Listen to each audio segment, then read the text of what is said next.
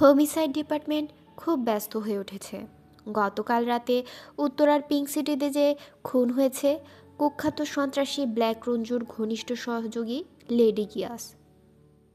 ব্যাপারটার পেছনে যে বড় কোনো ঘটনা জড়িত, জেফরি বেক সেটা তখনই বুঝতে পেরেছিল।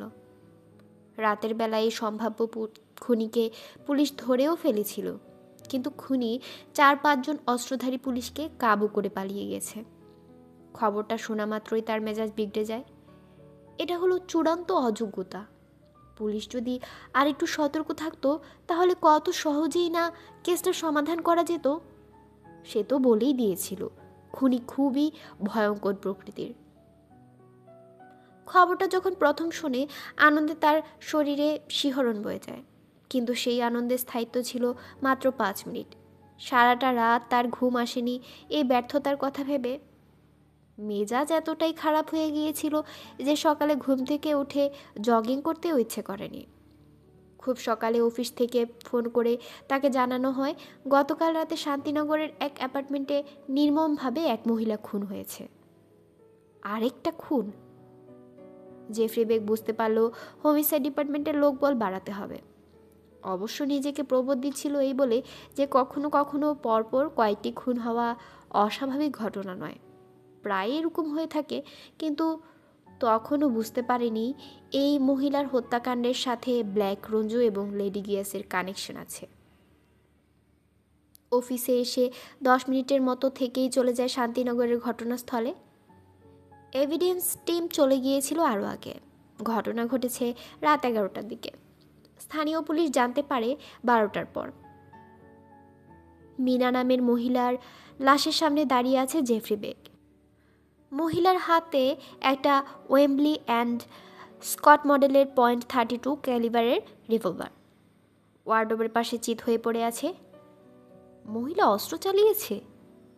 অবাক হলো সে। 2টো গুলিবিদ্ধ হয়েছে মহিলার পেটে আর বুকে। তবে মহিলা নিজেও 2টো গুলি করেছে। 2টোই বিদ্ধ হয়েছে সামনের সোফায়। বোঝাই যাচ্ছে তার নিশানা ব্যর্থ হয়েছে। অজ্ঞাত খুনি সেই সুযোগে মহিলাকে শেষ করে দিয়েছে। খুনির নিশানা মহিলার চেয়ে অনেক ভালো, প্রফেশনাল। ঘর থেকে মোবাইল ফোন ছাড়া আর কিছু খোয়া যায়নি। আজব! এটা ডাকাতির ঘটনা নয়, কোনোভাবেই না। পুলিশ খতিয়ে দেখেছে ঘরের ভেতর প্রচুর টাকা আর স্বর্ণালঙ্কার এখনও অক্ষত রয়েছে, কিছুই সরানো হয়নি। সবচেয়ে বড় কথা, মহিলার ওখানে 6-7 জন যুবতী মেয়ে থাকে। তাদের মধ্যে 2 জন ঘটনার পরই পালিয়ে গেছে। বাকি 4 জন জানিয়েছে খুনের ব্যাপারে তারা কিছুই জানে না। পালিয়ে যাওয়া ওই 2 মেয়েও এসবের সাথে জড়িত নয়। তারা নিতান্তই মান সম্মানের ভয়ে পালিয়েছে। মান সম্মানের ভয়ে? জেফরি বেক জানতে পেরেছে মিনা নামের মহিলাটি বিউটি পার্লারে ব্যবসা করত। তবে এর আড়ালে দেহ ব্যবসাই ছিল তার মূল ব্যবসা। গ্রেফতার হওয়ার 4 মেয়ে পুলিশকে এ তথ্য দিয়েছে। তবে আরেকটা গুরুত্বপূর্ণ তথ্য দিয়েছে তারা। 2টো গুলির শব্দ শুনেছে তারা। গুলির শব্দ শুনেই ভয়ে যার যার রুমের দরজা লক করে দিয়েছিল। ঠিক আছে, একজন দেহ ব্যবসায়ী মহিলা খুন হয়েছে, মোট 4টা গুলি করা হয়েছে, অথচ গুলির শব্দ শোনা গেছে মাত্র 2টো। জেফরি বেককে পুলিশ নিশ্চিত করেছে শুধু মেয়েরাই নয়, অ্যাপার্টমেন্টের অন্য বাসিন্দারাও 2টোর বেশি গুলির শব্দ শুনেনি। এমনকি অ্যাপার্টমেন্টের বাইরে এক পান দোকানিও জানিয়েছে সে 2টো গুলির আওয়াজ শুনতে পেয়েছে। চমৎকার! আবারও সাইলেন্সার ব্যবহার করা হয়েছে। অবশ্যই। সবচাইতে মূল্যবান তথ্য পাওয়া গেছে অ্যাপার্টমেন্টের কিছু বাসিন্দা আর রাস্তার লোকজনের কাছ থেকে। গুলির পরপরই তারা নাকি এক যুবক আর যুবতীকে অ্যাপার্টমেন্ট থেকে বেরিয়ে যেতে দেখেছে। যুবকের হাতে পিস্তল ছিল। পিস্তলটার নল অস্বাভাবিক রকমের বড়। সাইলেন্সার! তাহলে কি উত্তরার হোটেলে লেডি গিয়াস আর এই মহিলার খুন একই ব্যক্তির কাজ? জেফরি নিশ্চিত 2টো খুন একজনই করেছে। এটা কাকতালীয় হতে পারে না। 2টো খুনের মধ্যে সময়ের ব্যবধানটাও বেশ চোখে পড়ার মতো। উত্তরার পিঙ্ক সিটিতে খুন করেই খুনি চলে যায় শান্তিনগরে। হোটেল থেকে সে এক মেয়েকে নিয়ে বের হয়, শান্তিনগরেও সে মেয়েটি ছিল তার সাথে। এই মেয়েটি কে? মিনা আপা নামের যে মহিলা খুন হয়েছে সে পতিতা ব্যবসার সাথে জড়িত। তার অ্যাপার্টমেন্ট থেকে 4 জন মেয়ে গ্রেফতার করা হয়েছে। শান্তিনগর থানার ইন্সপেক্টর ভদ্রলোক এখানেই আছেন। ইন্সপেক্টরকে ডাকলো জেফরি। মেয়েগুলো কোথায়? স্যার, পাশের ঘরে আছে। লাশ নিয়ে যাবার পর তাদেরকে থানায় নিয়ে যাব। আমি তাদের সাথে একটু কথা বলতে চাই। 4টা মেয়ে বসে আছে একটা বিছানার উপর। সবাই ওড়না দিয়ে যতটা সম্ভব নিজেদের মুখ ঢেকে রাখার চেষ্টা করেছে। শান্তিনগর থানার ইন্সপেক্টর মেয়েগুলোকে বলে দিয়েছে উচ্চপদস্থ এক কর্মকর্তা তাদেরকে কিছু প্রশ্ন করবে, ঠিক ঠিক যেন উত্তর দেওয়া হয়। উল্টাপাল্টা কিছু বললে ভালো হবে না। তোমার নাম কি? 4 জনের মধ্যে যে মেয়েটি মাথা উঁচু করে রেখেছে তাকে বলল জেফরি। বাকিরা মাথা কুটে মারা যাচ্ছে যেন। শর্মিলি, ঠোঁট বেঁকিয়ে বলল সে। তোমার পাশের জন? শর্মিলি নামের মেয়েটির গা ঘেঁষে অল্প বয়সী এক মেয়েকে দেখিয়ে বলল জেফরি। ওর নাম রোজিনা। আর বাকি দুজনের? এর নাম শাহিনুর, বিছানার পেছনের। গুটিসুটি মেরে বসে থাকা 2 জন মেয়েকে দেখিয়ে শর্মিলি বলল, আর এ হলো পপি। তোমরা এখানে কতদিন ধরে আছো? আমি আছি 2 বছর ধইরা। জেফরি দিকে চোখ নামিয়ে বলল শর্মিলি নামের মেয়েটি। রোজিনা 1 বছর ধইরা না 8-9 মাস হইব। আর এরা? পেছনের মেয়ে দুটোকে দেখিয়ে বলল, 3-4 মাস হইব। তাহলে তুমি এখানে সবচেয়ে পুরনো? লেখাপড়া কত দূর করেছো? শর্মিলি নামের মেয়েটি একটু অবাক হলো। এই লোক কি পুলিশের লোক? তার বিশ্বাস হচ্ছে না। পুলিশ কখনো তাদের মতো মেয়েদের সাথে ভালো ব্যবহার করে না। এই লোক তো দেখে তার পড়াশোনার কথা জানতে চাইছে। ইন্টারমিডিয়েট পর্যন্ত পড়ছি, পরীক্ষা দিতে পারি নাই। তাহলে তো ভালোই পড়াশোনা করেছো। একটু থেমে আবার বলল, বাকিরাও কি তোমার মতো লেখাপড়া জানে? খালি একজন আমার চেয়ে বেশি, Popy degree pass, Rozina matric fail, আর ওরা কেউ 8-9-এর বেশি না। মিনা আপা খুন হবার আগে আরও কয়েকজন ছিল এখানে, তাই না? মাথা নেড়ে সায় দিল শর্মিলি। তারা কারা? ডলি আর তিন্নি পালাইছে। এই 6 জনই ছিল? হ।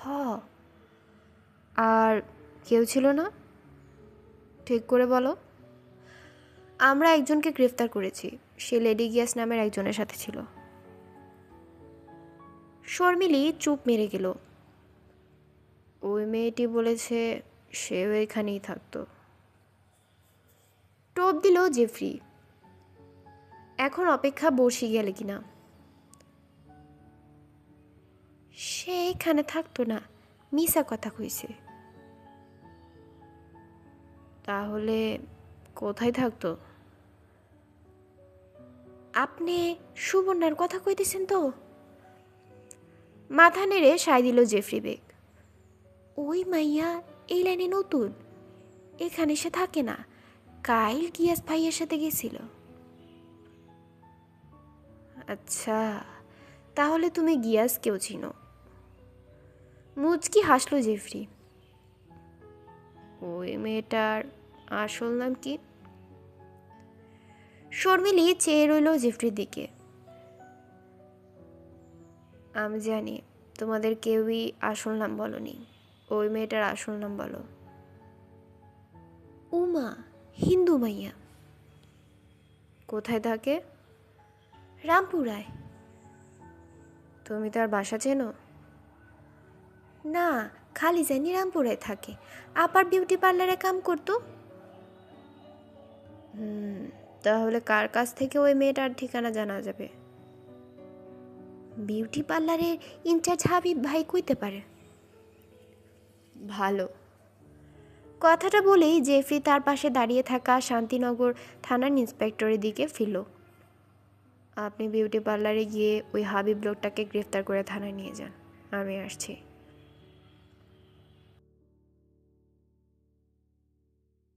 স্যার,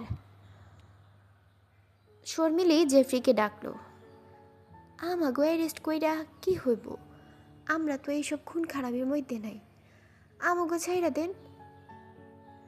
তোমরা ছাড়া পেয়ে যাবে, কিন্তু তার আগে পুলিশকে সব ধরনের সহযোগিতা করতে হবে। সেটা যদি করো তাহলে তোমাদের কোনো ক্ষতি হবে না, লাভই হবে। আমি বলবো তোমাদেরকে ছেড়ে দিতে। কোন স্যার, কি করতে হইব? তোমার মোবাইল ফোন আছে না? শর্মিলি তার কামিজের গলার ভেতর হাত ঢুকিয়ে একটা মোবাইল ফোন বের করলো। নিজের ভরাট স্তনের অনেকটা অংশ যে উন্মোচিত করে ফেলছে সেদিকে তার ভ্রুক্ষেপ নেই। এখান থেকে মিনা আপার ফোন নাম্বারটা বের করে দাও। শর্মিনী নামের মেয়েটি বেশ চটপটে। মিনা আপার ফোন নাম্বার বের করে দিলে জেফরি সেটা নোটবুকে টুকে রাখলো। লেডি গিয়াসের ব্যাপারে তোমরা কতটুকু জানো? শর্মিলি একটু ঘিল। স্যার, হেরা তো মানুষ ভালা না, সন্ত্রাসী। আমরা তেমন কিছু জানি না, আমাগো জানতে দেয় না। কিছু জিগাইলে ধমক দিত। মাঝে মধ্যে ইন্ডিয়া থেকে আইলে এইখানে আসে গিয়াস ভাই। মিনা আপার সাথে তার কি সম্পর্ক? ওরা দেবর ভাবি। অবাক হলো জেফরি। দেবর ভাবি? মিনা আপার স্বামীর সে ভাই বলে ডাকে। মিনা আপার স্বামীকে? ব্ল্যাক রঞ্জু। কি?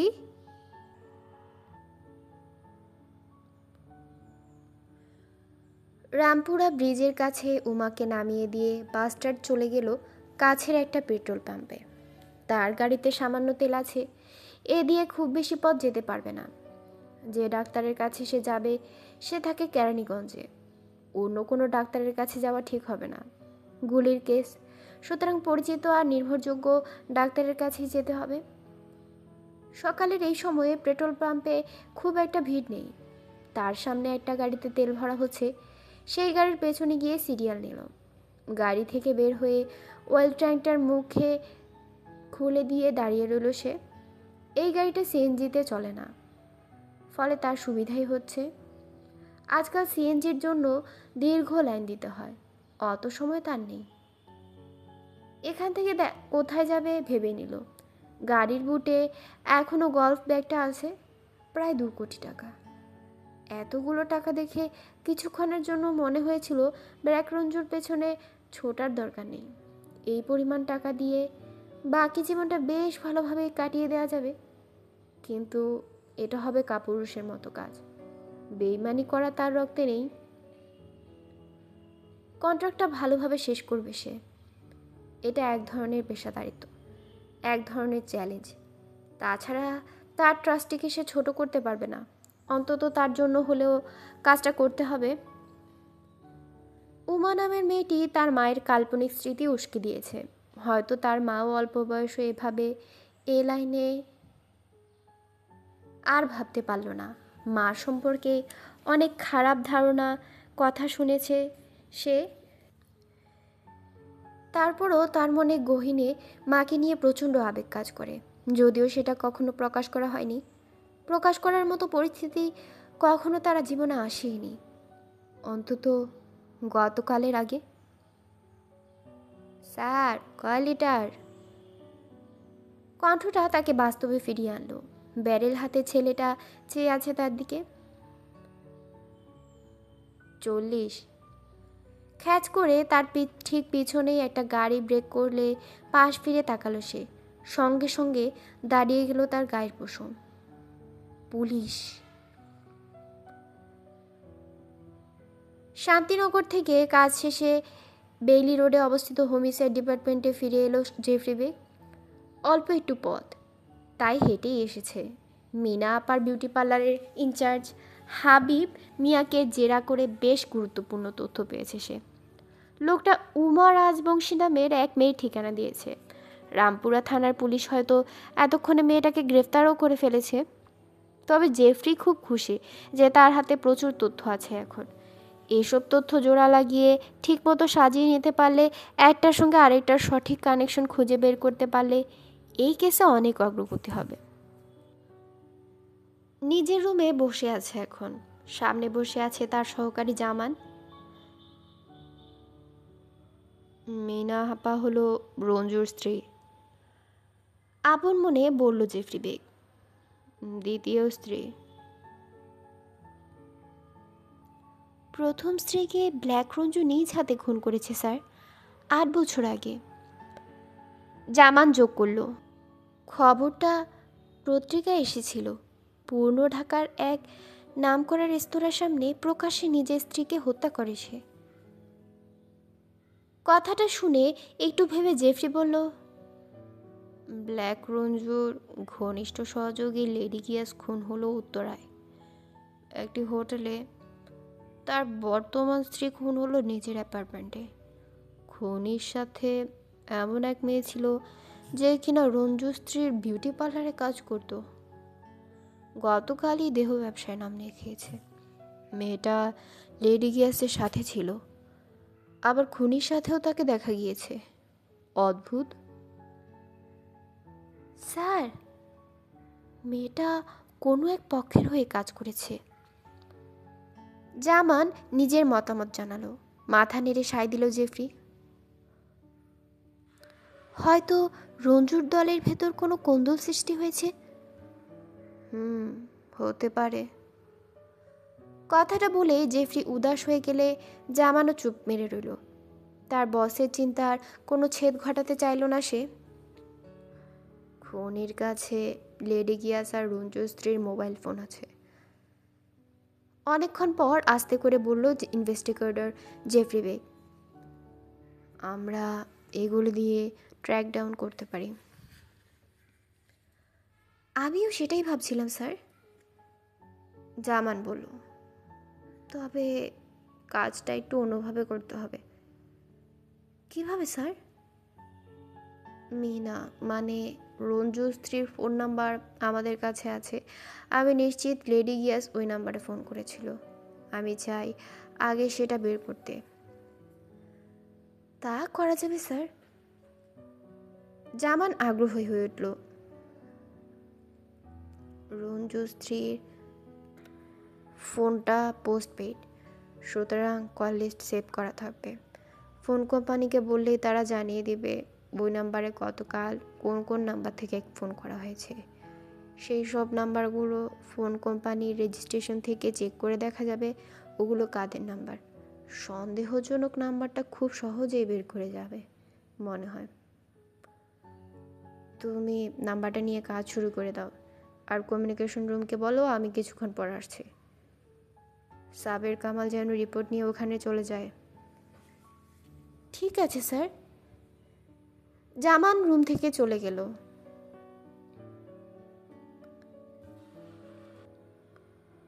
উমা বাড়িতে ফিরে দেখল তার জন্য তার শয্যাশায়ী বাবা আর পিসি চিন্তায় অস্থির হয়ে আছে।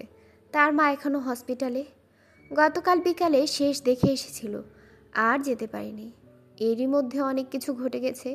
কত ঘটনা ঘটেছে তা মনেও করতে পারে না পুরোপুরি সে। বলতে গেলে মৃত্যুর হাত থেকে বেঁচে এসেছে সে। অজ্ঞাত খুনি তাকে কেন রেহাই দিয়েছে আন্দাজ করতে পেরেছে। জ্বরের ঘরের লোকটা আবোল তাবোল অনেক কথাই বলেছে। তা থেকে উমা বুঝতে পেরেছে খুনির মা সম্ভবত বেশ্যা ছিল। হয়তো নিজের মায়ের কথা ভেবে উমাকে এ যাত্রায় শুধু ছেড়েই দেয়নি, সেই সাথে 2 লাখ টাকাও দিয়েছে। খুনির এমন বিপরীত আচরণে উমা বিস্মিত হয়েছে, তবে তার চেয়ে বেশি কৃতজ্ঞ নিজের প্রাণটা ফিরে নিয়ে আসার জন্য। বাবাকে বলে গিয়েছিল বড় লোকের এক বিয়ে বাড়িতে যাচ্ছে, কনেকে সহ আরও অনেককে সাজাতে হবে। সারা রাত লেগে যাবে, ফিরবে সকালে। তারা যেন কোনো চিন্তা করে না। বেশ ভালো টাকা দেবে, তাই এই বাড়তি কাজটা নিয়েছে। বিউটি পার্লারে কাজ করে বলে তার বাবার কাছে কথাটা বিশ্বাসযোগ্য বলেই মনে হয়েছে। তবে তার বিধবা পিসি, যে কিনা তার বাবাকে দেখাশোনা করে থাকে, তার কথা পুরোপুরি বিশ্বাস করেছে কিনা সে ব্যাপারে নিশ্চিত হতে পারছে না। অজ্ঞাত খুনি তাকে টাকা দিয়েছে, বলেছে যত দ্রুত সম্ভব জায়গাবদ্ধ করতে। এই ব্যাপারটা নিয়ে সে এখন উদ্বিগ্ন। এই শহরে হুট করে কোথাও ওঠা তার পক্ষে সম্ভব নয়। তবে 2 লাখ টাকা হাতে থাকাতে মনে হচ্ছে চেষ্টা করলে সেটা সম্ভব হলেও হতে পারে। মায়ের অসুখের জন্য যে টাকার দরকার সেটা নিয়ে আর ভাবনা নেই। তবে নতুন একটি চিন্তা যোগ হয়েছে। তাকে দ্রুত এই বাড়ি ছেড়ে অন্য কোথাও চলে যেতে হবে। কিন্তু পিসি আর বাবাকে বোঝাবে কিভাবে? কি বলবে তাদেরকে? মিথ্যা কথা বলায় যেমন পারদর্শী নয় সে। মিথ্যা বলতে গেলে ছোট বাচ্চাদের মতো তোতলাতে থাকে, তেমনি নিজের কাছে কেমন জানি অপরাধী মনে হতে হয়।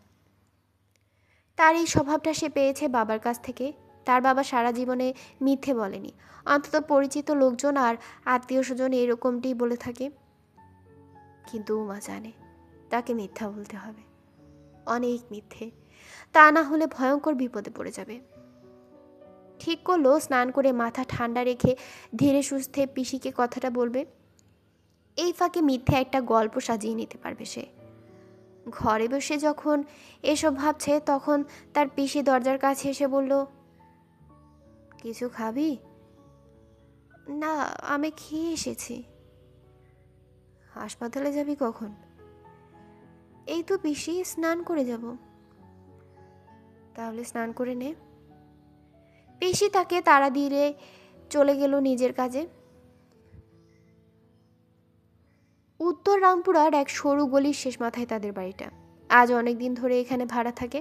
2টো মাত্র ঘর, কোনো মতে চলে যায়। চারিদিকে পাকা দেয়াল, মাথার উপরে টিনের ছাদ। এটাই উমাদের ছোট্ট সংসার। এখন যে ঘরে বসে আছে তার ঠিক পাশের ঘরেই তার বাবা থাকে। বিছানায় পড়ে থাকে আর কি। বাথরুম আর রান্নাঘর 3 ভাড়াটে পরিবার মিলে ব্যবহার করে। স্নান করার জন্য বাথরুমের সামনে এসে দেখতে পেল লোক আছে ভেতরে। বাথরুমের সামনেই দাঁড়িয়ে গেল। একটু আনমনা হয়ে ভাবতে লাগলো, গতকাল থেকে আজ পর্যন্ত যেসব ঘটনা ঘটেছে, খুনি লোকটার নাম নেই। তা কি করে হয়?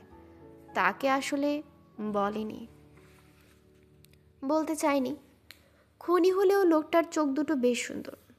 তবে রেগে গেলে সেই চোখ দিয়ে যেন শীতল আগুন বের হয়। উমা সেই আগুন দেখেছে। কি ভয়ঙ্কর হিংস্রতায় সে খুন খারাপি করতে পারে ভাবাই যায় না। তবে লোকটার প্রতি এক ধরনের মায়া জন্মে গেছে। তার প্রতিও লোকটার মায়া জন্মে থাকবে হয়তো, নাকি করুণা, সে জানে না।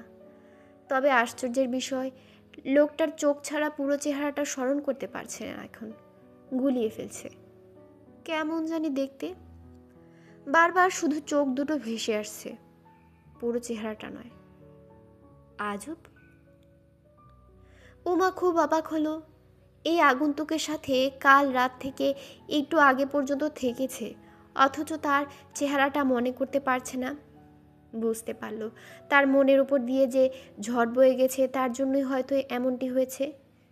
এটাকে কি বলে? যে চোখের সামনে নেই তাকে দেখা গেলে বলে দৃষ্টি বিভ্রম। কিন্তু একটু আগের দেখা কাউকে স্মরণ করতে না পারাকে কি বলে?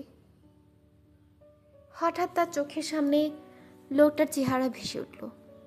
এই তো মনে পড়েছে তার। পরক্ষণেই বুঝতে পারল সে আসলে অজ্ঞাত সেই খুনির দিকেই চেয়ে আছে। এটা কোনো দৃষ্টি বিভ্রম নয়। হায় ভগবান! কমিউনিকেশন রুমে বসে আছে ইনভেস্টিগেটর জেফরি বেগ। সে নিশ্চিত 2টো খুন একজনই করেছে। পেশাদার কেউই হবে। বেশ সতর্ক। সম্ভবত খুনির কাছে ব্ল্যাক রঞ্জুর স্ত্রী আর লেডি গিয়াসের মোবাইল ফোন আছে। তারা এখন জেনে গেছে রঞ্জুর স্ত্রীর ফোন নাম্বারটা। জামান চেক করে দেখেছে সেই নাম্বারে বিগত 24 ঘন্টায় কে কে ফোন করেছিল। মহিলার নাম্বার থেকে লেডি গিয়াসের নাম্বারটাও জেনে নিতে পারবে তারা। ভাগ্য ভালো থাকলে খুনির অবস্থানও জানা যাবে এভাবে। কাজ বেশ দ্রুত এগিয়ে যাচ্ছে। রামপুরা থানার এক টিম চলে এসেছে উমা রাজবংশী নামের সেই মেয়েটিকে গ্রেফতার করার জন্য। এই মেয়েটি খুনির সাথে ছিল, এ ব্যাপারে তারা নিশ্চিত। মেয়েটাকে জিজ্ঞাসাবাদ করা গেলে অনেক গুরুত্বপূর্ণ তথ্য জানা যাবে। জেফরি আশা করছে খুব জলদি খুনিকে চিহ্নিত করতে পারবে তারা। দরজা খোলার শব্দ শুনে দেখলো জামান বেশ উৎফুল্ল হয়ে ঘরে ঢুকছে। তার মানে ভালো খবর। আশান্বিত হয়ে উঠল জেফরি। স্যার, মিনা নামের মহিলার ফোনে বিগত 24 ঘন্টার সমস্ত ইনকামিং আর আউটগোয়িং কলের লিস্ট পাওয়া গেছে। গুড। মহিলা খুন হবার ঘণ্টাখানেক আগে একটি কল করে এই নাম্বারে। জামানের কাছে এসে একটি কাগজ বাড়িয়ে দিয়ে এলো জেফরি বেগকে।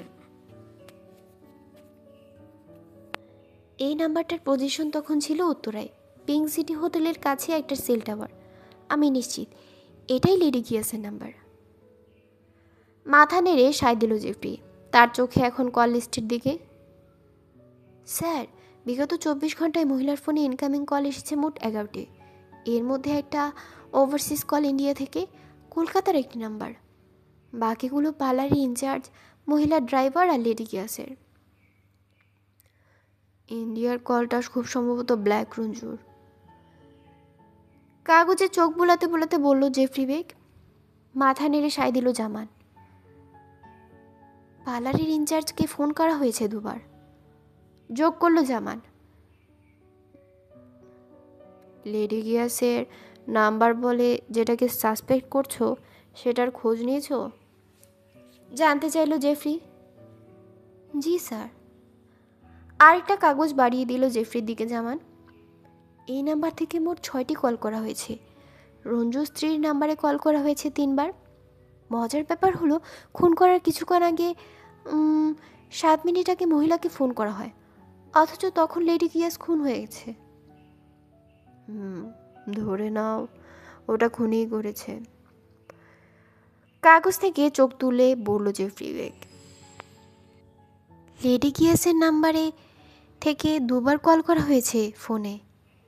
লাল কালি দিয়ে সেটা আন্ডারলাইন করা আছে স্যার। এই নাম্বারটার পজিশন কোথায় ছিল জানতে পেরেছো? সবগুলো চেক করে দেখতে হলে কমপক্ষে 2 ঘন্টা সময় লাগবে। আপনি বললে আমি চেক করে দেখতে পারবো। আচ্ছা, এটা পরে দেখা যাবে। লেডি গিয়াসের ফোন নাম্বারটা কি এখনও ওপেন আছে? জেফরি এটা জামানকে বলেনি, তারপরেও তার অনুমান তার এই সহকারী খুব সম্ভবত সেটা জেনে নিয়েছে। একজন ইনভেস্টিগেটরকে সব কিছু বলে না দিলেও অনেক কিছু নিজ থেকে করতে হয়। জামান ছেলেটার মধ্যে এই গুণ আছে। জি স্যার, লেডি গিয়াসের ফোনটা ওপেন আছে, রঞ্জু স্ত্রীটা বন্ধ। ঠিক আছে, লেডি গিয়াসের নাম্বারটার বর্তমান পজিশন বের করো। যেমন কমিউনিকেশন রুমের প্যানেলের সারি সারি কম্পিউটার আর সুইচ বোর্ডের সামনে বসে গেল।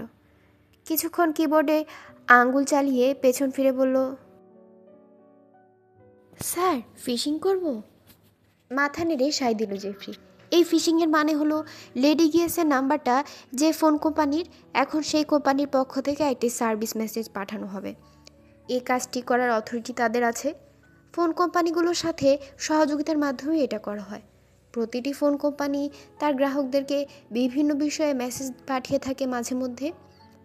এরকমই একটি ভুয়া মেসেজ পাঠানো হবে লেডি গিয়াসের নাম্বারে। মেসেজ রিসিভ করার দরকার হবে না। সেন্ড হয়ে গেলেই তাদের স্টেট অফ আর্ট জিপিএস মডেমে ধরা পড়বে লেডি গিয়াসের ফোনটি এই মুহূর্তে কোথায় আছে। ফোন কোম্পানির চেয়েও তারা অনেক নিখুঁতভাবে অবস্থান বের করতে পারে। তাদের কম্পিউটারে ঢাকা শহরের ভার্চুয়াল ম্যাপ রয়েছে, একেবারে নিখুঁত একটি map. Lakh lakh holding number আর পথঘাটের 3D মানচিত্র। তারা শুধু সবচাইতে কাছের সেল টাওয়ারই নিশ্চিত করতে পারবে না, বরং ফ্রিকোয়েন্সির সূক্ষ্ম তারতম্য অনুসারে সঠিকভাবে জানতে পারবে ঠিক কোথায় ফোন ব্যবহারকারী অবস্থান করছে। তাদের কাছে থাকা অনেকগুলো মেসেজ থেকে একটা মেসেজ পাঠানো হলো।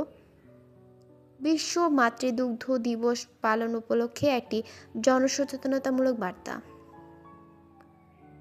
এবার প্যানেলের সামনে 56 ইঞ্চির এলডিসি মনিটরে ঢাকা শহরের মানচিত্র ভেসে উঠল। 5 সেকেন্ড পরেই ডিটেক্ট করা যাবে গ্রাহক ফোনের অবস্থান।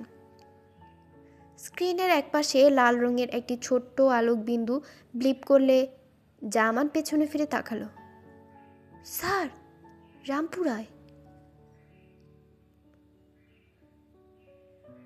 উমা একেবারে হকচকিয়ে যায়। তার বাড়ির আঙিনায় এসে পড়েছে অজ্ঞাত খুনি। এই লোকটাই কিছুক্ষণ আগে তাকে প্রাণে না মেরে 2 লক্ষ টাকা দিয়ে দিয়েছিল। এখন আবার কি মনে করে তাকে বাড়িতে এসেছে? তাহলে তার পেছন পেছন বাড়ি পর্যন্ত অনুসরণ করেছে তাকে। আপনি? অস্পষ্টভাবে কথাটা বলতে পেরেছিল সে। এমন সময় মোবাইল ফোনের বিপ হলো প্যান্টের পকেট থেকে। একটা মোবাইল ফোন বের করে বাস্টার্ড দেখল। ব্ল্যাক রঞ্জুর দলের কেউ ফোন করবে এই আশা চালু রেখেছিল লেডি গিয়াসের ফোনটা। ডিসপ্লের দিকে সে তাকালো। একটা মেসেজ ওপেন করে দেখে, আজ বিশ্ব মাতৃদুগ্ধ দিবস। বিরক্ত হয়ে ফোন সেটটা আবার পকেটে রেখে দিল।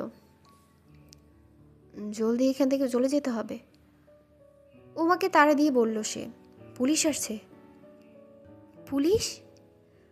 আটকে উঠে উমা।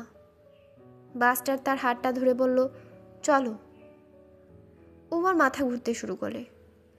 কোথায়? আগে এখান থেকে পালাতে হবে, আসো। হাতটা ধরে টান দেয় সে। আমার বাবা পিসি? পুলিশ তাদেরকে ধরতে আসেনি, তোমাকে ধরতে এসে। আসো। উমার হাতটা ধরে টেনে তাকে নিয়ে বাড়ি থেকে বের হয়ে যায়। সাদা রঙের গাড়িটা পার্ক করা ছিল তাদের বাড়ির গেটের কাছে। গাড়িতে ওঠার আগে বাসটার চেয়ে দেখে মেইন রোড থেকে পুলিশের একটা জিপ গলিতে ঢুকছে। আর দেরি করেনি, গাড়িতে উঠেই গলির ভেতরের দিকে ছুটে চলে সে।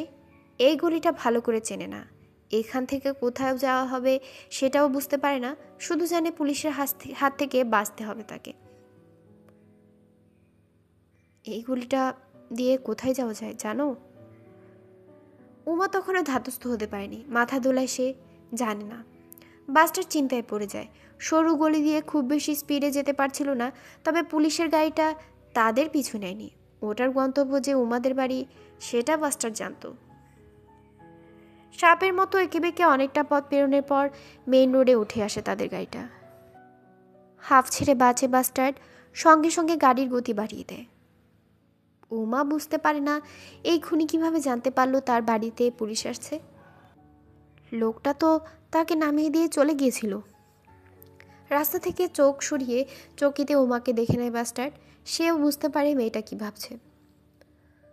তোমাকে নামিয়ে দিয়ে আমি সামনের এক পেট্রোল পাম্পে গেছিলাম তেল ভরার জন্য। সামনের দিকে চেয়ে বলে সে। ওখানে যখন তেল ভরার জন্য অপেক্ষা করছিলাম তখনই পুলিশের গাড়িটা আসে পেট্রোল পাম্পে। ভাগ্য ভালো যে ওদেরকে তেল ভরার দরকার পড়েছিল, তা না হলে যে কি হতো কে জানে। কিন্তু আমার বাড়িতে আসছে সেটা কি করে বুঝলেন? কাঁদো কাঁদো গলায় জানতে চাইছিল ওমা। জিপটা আমার গাড়ির পেছনেই ছিল। পুলিশ অফিসার ওয়াকিটকিতে কন্ট্রোল রুমের সাথে কথা বলেছিল জোরে জোরে। আমি সব শুনেছি। আমার খোঁজ কি করে পেল? চকিতে তাকায় মেয়েটার দিকে। সেটা তো আমিও বুঝতে পারছি না। আপনি নিশ্চিত পুলিশ আমাকে খুঁজছে? উমা তখনও বিশ্বাস করতে পারছিল না ব্যাপারটা। উমা রাজবংশী, উত্তর রামপুরা 27/3। আমি সেখান থেকেই তোমার বাড়ির ঠিকানাটা জেনেছি। কথাটা শুনে উমার চোখের পলক আর পড়ে না। সঙ্গে সঙ্গে আর দেরি না করে গাড়িটা নিয়ে চলে আসি তোমার বাড়িতে। পুলিশের গাড়ির সিরিয়াল ছিল আমার পরেই। আমার বাবা পিসি তাদেরকে যদি পুলিশ ধরে? আতঙ্কিত হয়ে জানতে চাই উমা। গাড়িটা খুব দ্রুত গতিতে চলছে, তাই মেয়েটার দিকে না তাকিয়ে বলল, আমার মনে হয় না তাদেরকে কিছু করবে। একটু থেমে চকিতে আবার তারা কায় তার দিকে। হয়তো তোমার কথা জানতে চাইবে, একটু জিজ্ঞাসাবাদ করবে। 2 হাতে মুখ ঢেকে ফেলল উমা। সে নিজেই তো বিপদে পড়েছে, এখন তার বাবা পিসি কেউ ঝামেলায় ফেলে দিয়েছে। জেফরি বেক নিশ্চিত খুনি মেয়েটা সহ মেয়েটা রামপুরার বাড়িতে গেছে। জিপিএস মডেম ডিটেক্ট করার পর আর দেরি করেনি। জামানকে বলেছে রামপুরায় উমা রাজবংশী নামের মেয়েটার বাড়িতে পুলিশের যে দলটি গেছে তাদেরকে জানিয়ে দেয়া, তারা যেন আরও বেশি সতর্ক হয়ে বাড়িটাতে রেড দেয়। ওই বাড়িতে সম্ভবত খুনি আছে। জামান যখন পুলিশকে কথাটা জানালো তখন তারা উমাদের বাসার খুব কাছেই, কিন্তু জেফরিকে একরাশ হতাশায় ডুবিয়ে টহল দলটি হোমিসাইড ডিপার্টমেন্টকে জানায় ওই বাড়ি থেকে তারা উমা কিংবা খুনি কাউকেই গ্রেফতার করতে পারেনি। উমার শয্যাশায়ী বাবা আর বৃদ্ধ পিসি জানিয়েছে গুলশানের এক বড় লোকের বিয়ে বাড়িতে উমা সাজাগোজের কাজে কাল সারা রাত বাড়ির বাইরে ছিল। সকালে পুলিশ আসার একটু আগে বাড়িতে আসে সে, স্নান করার জন্য বাথরুমেও গিয়েছিল, কিন্তু তারপর সে কোথায় গিয়েছে তারা কিছুই জানে না। অদ্ভুত, পুলিশ আসার আগেই মেয়েটা টের পেয়ে গেল।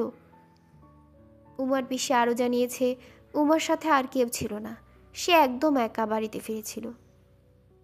তাহলে কি লেডি গিয়াসের ফোনটা উমার কাছে? জেফরির তা মনে হয়নি। কিছুক্ষণ পর পুলিশ জানায় উমাদের প্রতিবেশী এক ভদ্রমহিলা নিজের ঘরে জানালা দিয়ে দেখেছে এক যুবক উমাকে নিয়ে বাড়ি থেকে বের হয়ে যাচ্ছে। কথাটা শোনার পর থেকে জেফরি কোনো হিসেব মেলাতে পারছে না। ওই খুনি কীভাবে জানলো, কোত্থেকে জানলো পুলিশ উমার বাড়িতে রেড দিতে যাচ্ছে? বুঝতে পারল গোলকধাঁধার মতো জটিল হয়ে উঠেছে কেসটা। পুলিশের আগমনের 5 মিনিট আগে খুনি উমাকে নিয়ে তার বাড়ি থেকে সটকে পড়েছে। জেফরি টের পেল তার মেজাজ বিগড়েছে। জামানকে উদ্দেশ্য করে বলল, আরেকটা ফিশিং করো। জামান বুঝতে পারল তার বসের মেজাজ খারাপ হয়ে গেছে। পেছনে না তাকিয়ে কাজ করতে শুরু করে দিল সে। এবার পাঠালো বোনাস পাওয়া নিয়ে একটি মেসেজ। গ্রাহক কী করলে কত বোনাস পাবে, এর জন্য কী লেখে কত নাম্বার মেসেজে পাঠাতে হবে, এরকম হাবিজাবি একটি মেসেজ। যে কোনো সেলফোন গ্রাহকের কাছে এটি খুবই স্বাভাবিক একটি বিষয়। খুনি বুঝতে পারবে না তাকে আসলে 56 ইঞ্চির এলসিডি স্ক্রিনে এবার যে ব্লিপটা হলো সেটা নির্দেশ করছে ফোন সেটটা এখন মালিবাগে আছে। এত দ্রুত উত্তর রামপুরা থেকে এখানে চলে এলো কিভাবে? স্যার, আমার মনে হয় খুনি গাড়িতে করে। জামান তার কথাটা শেষ করতে পারল না। পুলিশকে ইনফর্ম করো, চট করে বলল জেফরি। ওদেরকে বলো রামপুরা থেকে মালিবাগ পর্যন্ত সবকটি পয়েন্টে যতগুলো টহল দল আছে সবাইকে জানিয়ে দিতে। কথাটা বলেই থেমে গেল সে। বুঝতে পারল নির্দিষ্ট কোনো গাড়ির বর্ণনা কিংবা কোন ধরনের গাড়িতে করে যাচ্ছে সেটা উল্লেখ না করলে রাস্তাঘাটে টহল পুলিশ কোনোভাবেই গাড়ি থামিয়ে চেক করতে পারবে না। চেয়ে দেখলো জামান পেছন থেকে তার দিকে চেয়ে আছে। নিজেকে একটু বোকা বোকা লাগলো। জামানকে হাত তুলে থামিয়ে দিয়ে বলল, বুঝতে পেরেছি। কথাটা বলেই গাল চুলকালো। ঠিক এমনই সময় রমিজ লস্কর ঢুকলো কমিউনিকেশন রুমে। জেফরির উদ্দেশ্যে সে বলল, স্যার, পুরনো ঢাকার নাজিরা বাজারে একটা মার্ডার হয়েছে, এইমাত্র খবর পেলাম। জেফরি একটু অবাকই হলো। নাজিরা বাজারে খুন হয়েছে সে কথা বলার জন্য রমিজ লস্কর এভাবে ছুটে আসবে? কোনো খুন হলে সেটা স্থানীয় থানার বিষয়।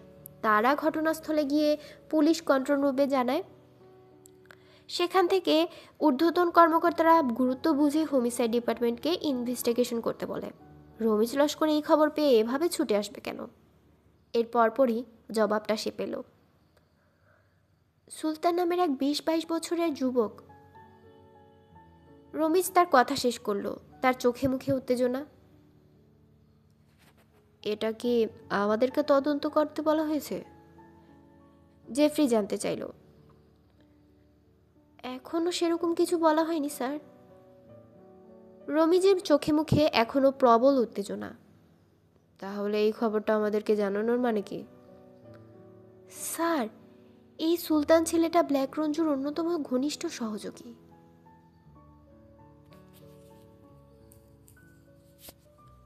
বাসটার্ডের গাড়িটা শহরের কোন জায়গায় আছে উমা সেটা বলতে পারবে না। বাবা মা আর পিসির চিন্তায় অস্থির হয়ে আছে সে। নিজের চেয়েও তাদেরকে নিয়েই বেশি দুশ্চিন্তাগ্রস্ত। বিশাল কোনো ঝামেলায় পড়ে গেছে সে। ব্যাপারটাতে তার মনে কোনো সন্দেহ নেই। তবে অদ্ভুত ব্যাপার হলো তার পাশে বসা অজ্ঞাত পরিচয়ের লোকটাকে নিয়ে তার মধ্যে কোনো ভয়ডর কাজ করছে না এখন। জানালা দিয়ে বাইরে তাকিয়ে দেখলো জায়গাটা বেশ নিরিবিলি। আমরা এখন কোথায়? জানতে চাইল উমা। ইকুরিয়ায়। উমা বুঝতে পারল না কিছুই। এ নামের কোনো জায়গায় নাম সে কখনো তো শুনেনি। চারপাশটা ভালো করে দেখল সে। ঢাকা শহরের মতো মনে হচ্ছে না। আধা গ্রাম আধা শহর, তবে রাস্তাটা বেশ প্রশস্ত।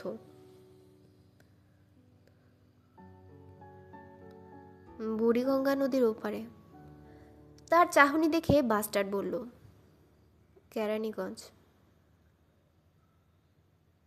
আমরা কোথায় যাচ্ছি? এবার মেয়েটার দিকে তাকালো সে। ডাক্তারের কাছে। তারপর আমি কোথায় যাব? দেখি কি করা যায়। একটু থেমে আবার বলতে লাগলো, আমি জানতাম তোমার এরকম কোনো সমস্যা হবে, কিন্তু এত তাড়াতাড়ি হবে বুঝতে পারিনি। একটু থেমে আবার বলল, ভেবেছিলাম রঞ্জুর দল তোমার পেছনে লাগবে, পুলিশও 2-1 দিনের মধ্যে তোমার খোঁজ করবে, কিন্তু এখন তো দেখছি। আমি এখন কি করব? উমার কণ্ঠটা এবার ধরে এলো। উমার দিকে স্থির চোখে তাকালো সে। আমার নিজের প্রয়োজনেই তোমাকে এসব থেকে দূরে রাখতে হবে। উমা কিছু বলল না। আমার এক পরিচিত লোকের কাছে তোমাকে রেখে দিতে পারি, বলল বাস্টার্ড। কিন্তু আমার বাবা আর পিসি, মা তো এখনো হাসপাতালে। বাস্টার্ড কিছু বলল না। এটা আসলেই একটা সমস্যা। এই সমস্যাটা খুব সহজেই সমাধান করা যেত, কিন্তু সেই সহজ কাজটাই তার জন্য কঠিন হয়ে গেছে মেয়েটার কারণে। মেয়েটা যদি তার সাথে এমন না করত, যদি সে বৈরী আচরণ করত, তাহলে নির্দ্বিধায় তাকে খুন করতে পারত। আপনি কি ঝামেলা মনে করলে আমাকেও খুন করবেন? বাস্টার্ডের দিকে তাকিয়ে উমা বেশ শান্ত কণ্ঠে বলল। একটু চমকে গেল বাস্টার্ড। মেয়েটা কি তার মনের কথা পড়ে ফেলেছে? কিছুক্ষণ চুপ থেকে বলল, সেটা তো অনেক আগেই করতে পারতাম। একটু পর মেয়েটা আরও দৃঢ়ভাবে বলল, আমি এভাবে পুলিশের কাছ থেকে পালিয়ে থাকতে পারবো না। চকিত তার দিকে তাকালো বাস্টার্ড। টাকাগুলো কোথায়? প্রথমে বুঝতে পারল না সে। তারপরে মনে পড়ে গেল 2 লাখ টাকার কথা। এই লোকটাই তো তাকে টাকাগুলো দিয়েছিল। স্নান করার আগে ওয়ার্ডরোবে কাপড় চোপড়ের ভাঁজে বান্ডিল দুটো রেখে দিয়েছিল সে। আমার বাড়িতে। আলতো করে মাথা দুলালো বাস্টার্ড। বাড়িতে তোমার পিসি আর বাবা আছে? মাথা নেড়ে সায় দিল উমা। তোমার মা কোন হাসপাতালে? হোলি ফ্যামিলিতে। চিন্তায় পড়ে গেল সে। মেয়েটার মা যদি হাসপাতালে না থাকতো, তাহলে তার বাবা আর পিসিকে রামপুরা থেকে সরিয়ে অন্য কোথাও রাখা যেত। মাথাটা কাজ করছে না। কাঁধের ব্যথাটা তাকে সুস্থিরভাবে চিন্তাও করতে দিচ্ছে না। আগে ডাক্তার দেখাই, তারপর এটা নিয়ে ভাবা যাবে। সুলতানকেও সাইলেন্সার পিস্তল দিয়ে খুন করা হয়েছে? নাজিরা বাজারের আহলে হাদিস মসজিদের পাশে আলিমুদ্দিনের বাড়ি থেকে ফিরে এসে নিজের অফিসে বসে কথাটা বলল জেফরি বেগ। আশেপাশের কেউ গুলির শব্দ শোনেনি? স্যার, একদিনে ব্ল্যাক রঞ্জুর 3 জন ঘনিষ্ঠ লোককে হত্যা করা হয়েছে, বলল জামান। বসে আছে জেফরির সামনে। মনে হয় রঞ্জুর দলের ভেতর বড় রকমের কোনো ফ্র্যাকশন হয়েছে। মাথা দুলালো জেফরি। কথাটা মেনে নিতে পারল না সে। ব্ল্যাক রঞ্জুর দলে এরকম কিছু ঘটে থাকলে তো পাল্টাপাল্টি আরও কিছু ঘটনা ঘটত। 3টি খুনের পরও রঞ্জুর দলের কোনো তৎপরতা নেই। ঘটনা তো মাত্র শুরু হয়েছে স্যার। কয়েকদিনের মধ্যেই দেখবেন আরও কিছু খুন খারাপির ঘটনা ঘটে গেছে, জামান বলল। তার মানে আরও কিছু হত্যাকাণ্ড দেখতে হবে আমাদেরকে? মাথা নেড়ে সায় দিল জামান। তার আগেই ব্যবস্থা নেওয়া দরকার। স্যার, এরকম গ্যাংয়ের মধ্যে খুনখানি তো নতুন কিছু না। এরা এভাবে খুনাখুনি করলে, দুর্বল হলে আমাদের সবার জন্যই ভালো। একদিক থেকে তোমার কথায় যুক্তি আছে মানছি, কিন্তু ঘটনা যদি সেরকম কিছু না হয়ে থাকে, মানে আমরা তো এখনো জানি না এর পেছনে আসল কাহিনীটা কি। জামান মাথা নেড়ে সায় দিলেও কিছু বলল না। একটা ব্যাপার খেয়াল করেছ? রঞ্জুর 3জন সহযোগী খুন হলো। 3জনের মোবাইল ফোনই খুনি সাথে করে নিয়ে গেছে, অন্য কিছু না। একটু ভেবে জামান বলল, খুনি হয়তো চায়নি মোবাইল ফোনগুলো পুলিশের হাতে পড়ুক। সে হয়তো মোবাইলে ফোন করেছিল, তার নাম্বার হয়তো সেসব মোবাইলেই আছে। হয়তো। একটু চুপ থেকে জেফরি বলল, আমার কেন জানি মনে হচ্ছে খুনি একেবারে অজ্ঞাত কেউ, মানে রঞ্জুর দলের লোকজন তাকে চেনে না। এটা কেন মনে হচ্ছে স্যার? প্রথম খুনটা হওয়ার পর খুনি লেডি গিয়াসের রুম থেকে উমা নামের কলগার্ডকে সাথে করে হোটেল থেকে বেরিয়ে যায়। কেন? ওই মেয়েটাকে সাথে করেই সে চলে যায় রঞ্জুর স্ত্রীর অ্যাপার্টমেন্টে। কারণ খুনি সম্ভবত রঞ্জুর দলের আস্তানা চিনত না, তাই মেয়েটাকে ব্যবহার করছে। স্যার, এমনও তো হতে পারে মেয়েটার সাথে আগে থেকেই খুনির সম্পর্ক ছিল, মানে খুনির হয়ে কাজ করছে।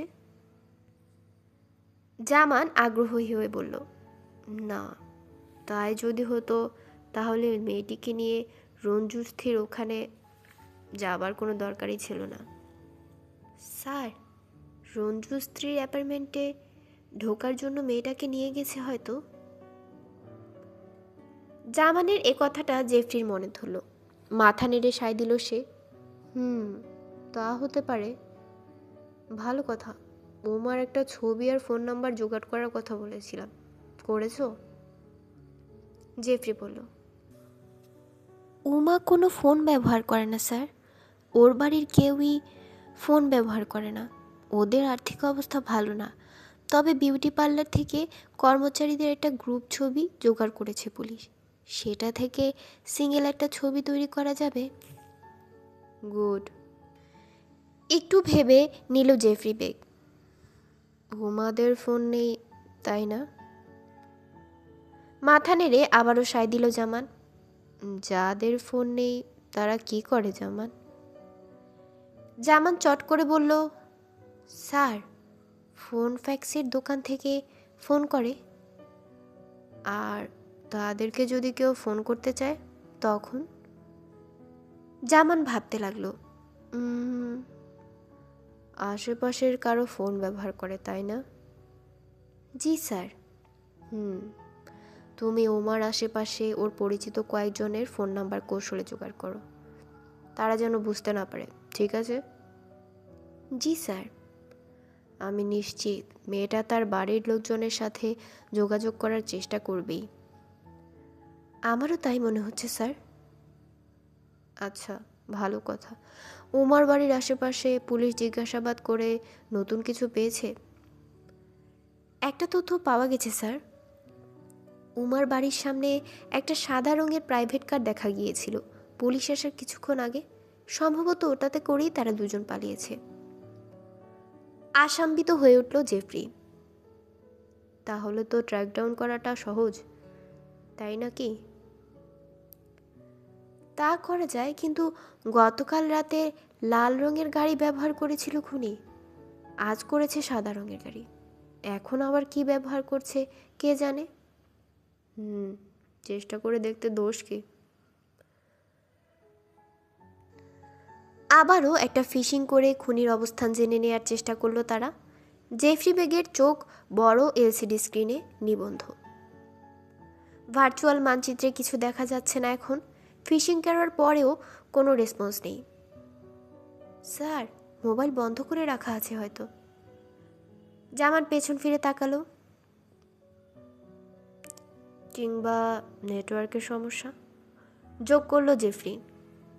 এমন সময় ডিপার্টমেন্টের রমেশ লস্কর কমিউনিকেশন রুমে ঢুকলো। স্যার, উত্তরার পিঙ্ক সিটি হোটেলের ম্যানেজারকে নিয়ে আসা হয়েছে, ইন্টারোগেশন রুমে রাখা হয়েছে। চেয়ার ছেড়ে উঠে দাঁড়ালো জেফরি। জামান, তুমি সেলফোন কোম্পানিগুলোর সাথে যোগাযোগ করো, আরও কিছু তথ্য জেনে নাও। কি জানতে হবে নিশ্চয়ই বুঝতে পারছো। জি স্যার। আর কিছু না বলে রুম থেকে বেরিয়ে গেল জেফরি বেগ। জিলানি ডাক্তারের চেম্বারটা কেরানীগঞ্জের নারকোলবাগে অবস্থিত। বিশাল পৈতৃক বাড়ির সামনের অংশে তার ঔষধের দোকান। সেই দোকানের পেছনে ছোটোখাটো একটা ডাক্তারি চেম্বার ছিল, এখন সেটাকে ক্লিনিকে রূপান্তরিত করা হয়েছে। জিলানি ডাক্তার নামে পরিচিত হলেও তার কোনো ডাক্তারি ডিগ্রি নেই। বহুকাল আগে তরুণ জিলানি স্থানীয় ডাক্তার বৈদ্যনাথ আচার্যের অধীনে কম্পাউন্ডার হিসেবে কাজ শুরু করে। ৭১ সালে পাক বাহিনীর হাতে বৈদ্যনাথ নিহত হলে বেকার হয়ে পড়ে জিলানি। কিন্তু বেশি দিন তাকে ঘরে বসে থাকতে হয়নি। চারদিকে যুদ্ধ, শত শত লোকের মৃত্যু হচ্ছে, আহত হচ্ছে তার চেয়েও বেশি। ডাক্তারের খুব প্রয়োজন হলে, অথচ ডাক্তার নেই। বেশিরভাগ ডাক্তার পালিয়ে গেছে ইন্ডিয়ায়। যারা আছে তারাও ঢাকা শহর ছেড়ে অন্য কোথাও লুকিয়ে গেছে। এক রাতে স্থানীয় কিছু মুক্তিযোদ্ধা জিলানির বাড়িতে এসে হাজির হয়। তাদের সঙ্গে দুজন সঙ্গী গুলিবিদ্ধ হয়েছে। গুলি বের করতে হবে, কিন্তু সে তো ডাক্তার নয়, তার কোনো ডিগ্রি নেই। তার দরকার নেই, গুলি বের করতে পারলেই হবে, ডিগ্রি দেখার সময় নেই। বের করতে পারবেন তো? অবশ্যই পারবো। পারবো না কেন? কম্পাউন্ডার হিসেবে কম কাজ তো করিনি। ব্যাস, জিলানি কম্পাউন্ডার হয়ে উঠল জিলানি ডাক্তার। লোকজন তখন থেকেই তাকে ডাক্তার নামে ডাকতে শুরু করলো। বাস্টারের সঙ্গে তার পরিচয় বহুদিনের। লোকটা তার বাবার বন্ধু। এখন বয়স হয়ে গেছে, কিন্তু নিয়মিত ওষুধের দোকানে বসে। নিজের এক ছেলেকে মেডিকেলে পড়িয়ে জিলানি ডাক্তার তার ক্লিনিকের দায়িত্ব তুলে নিয়েছে সেই ছেলের হাতে। তবে ক্লিনিকের ব্যাপারে এখনও জিলানি ডাক্তারই সর্বসেবা।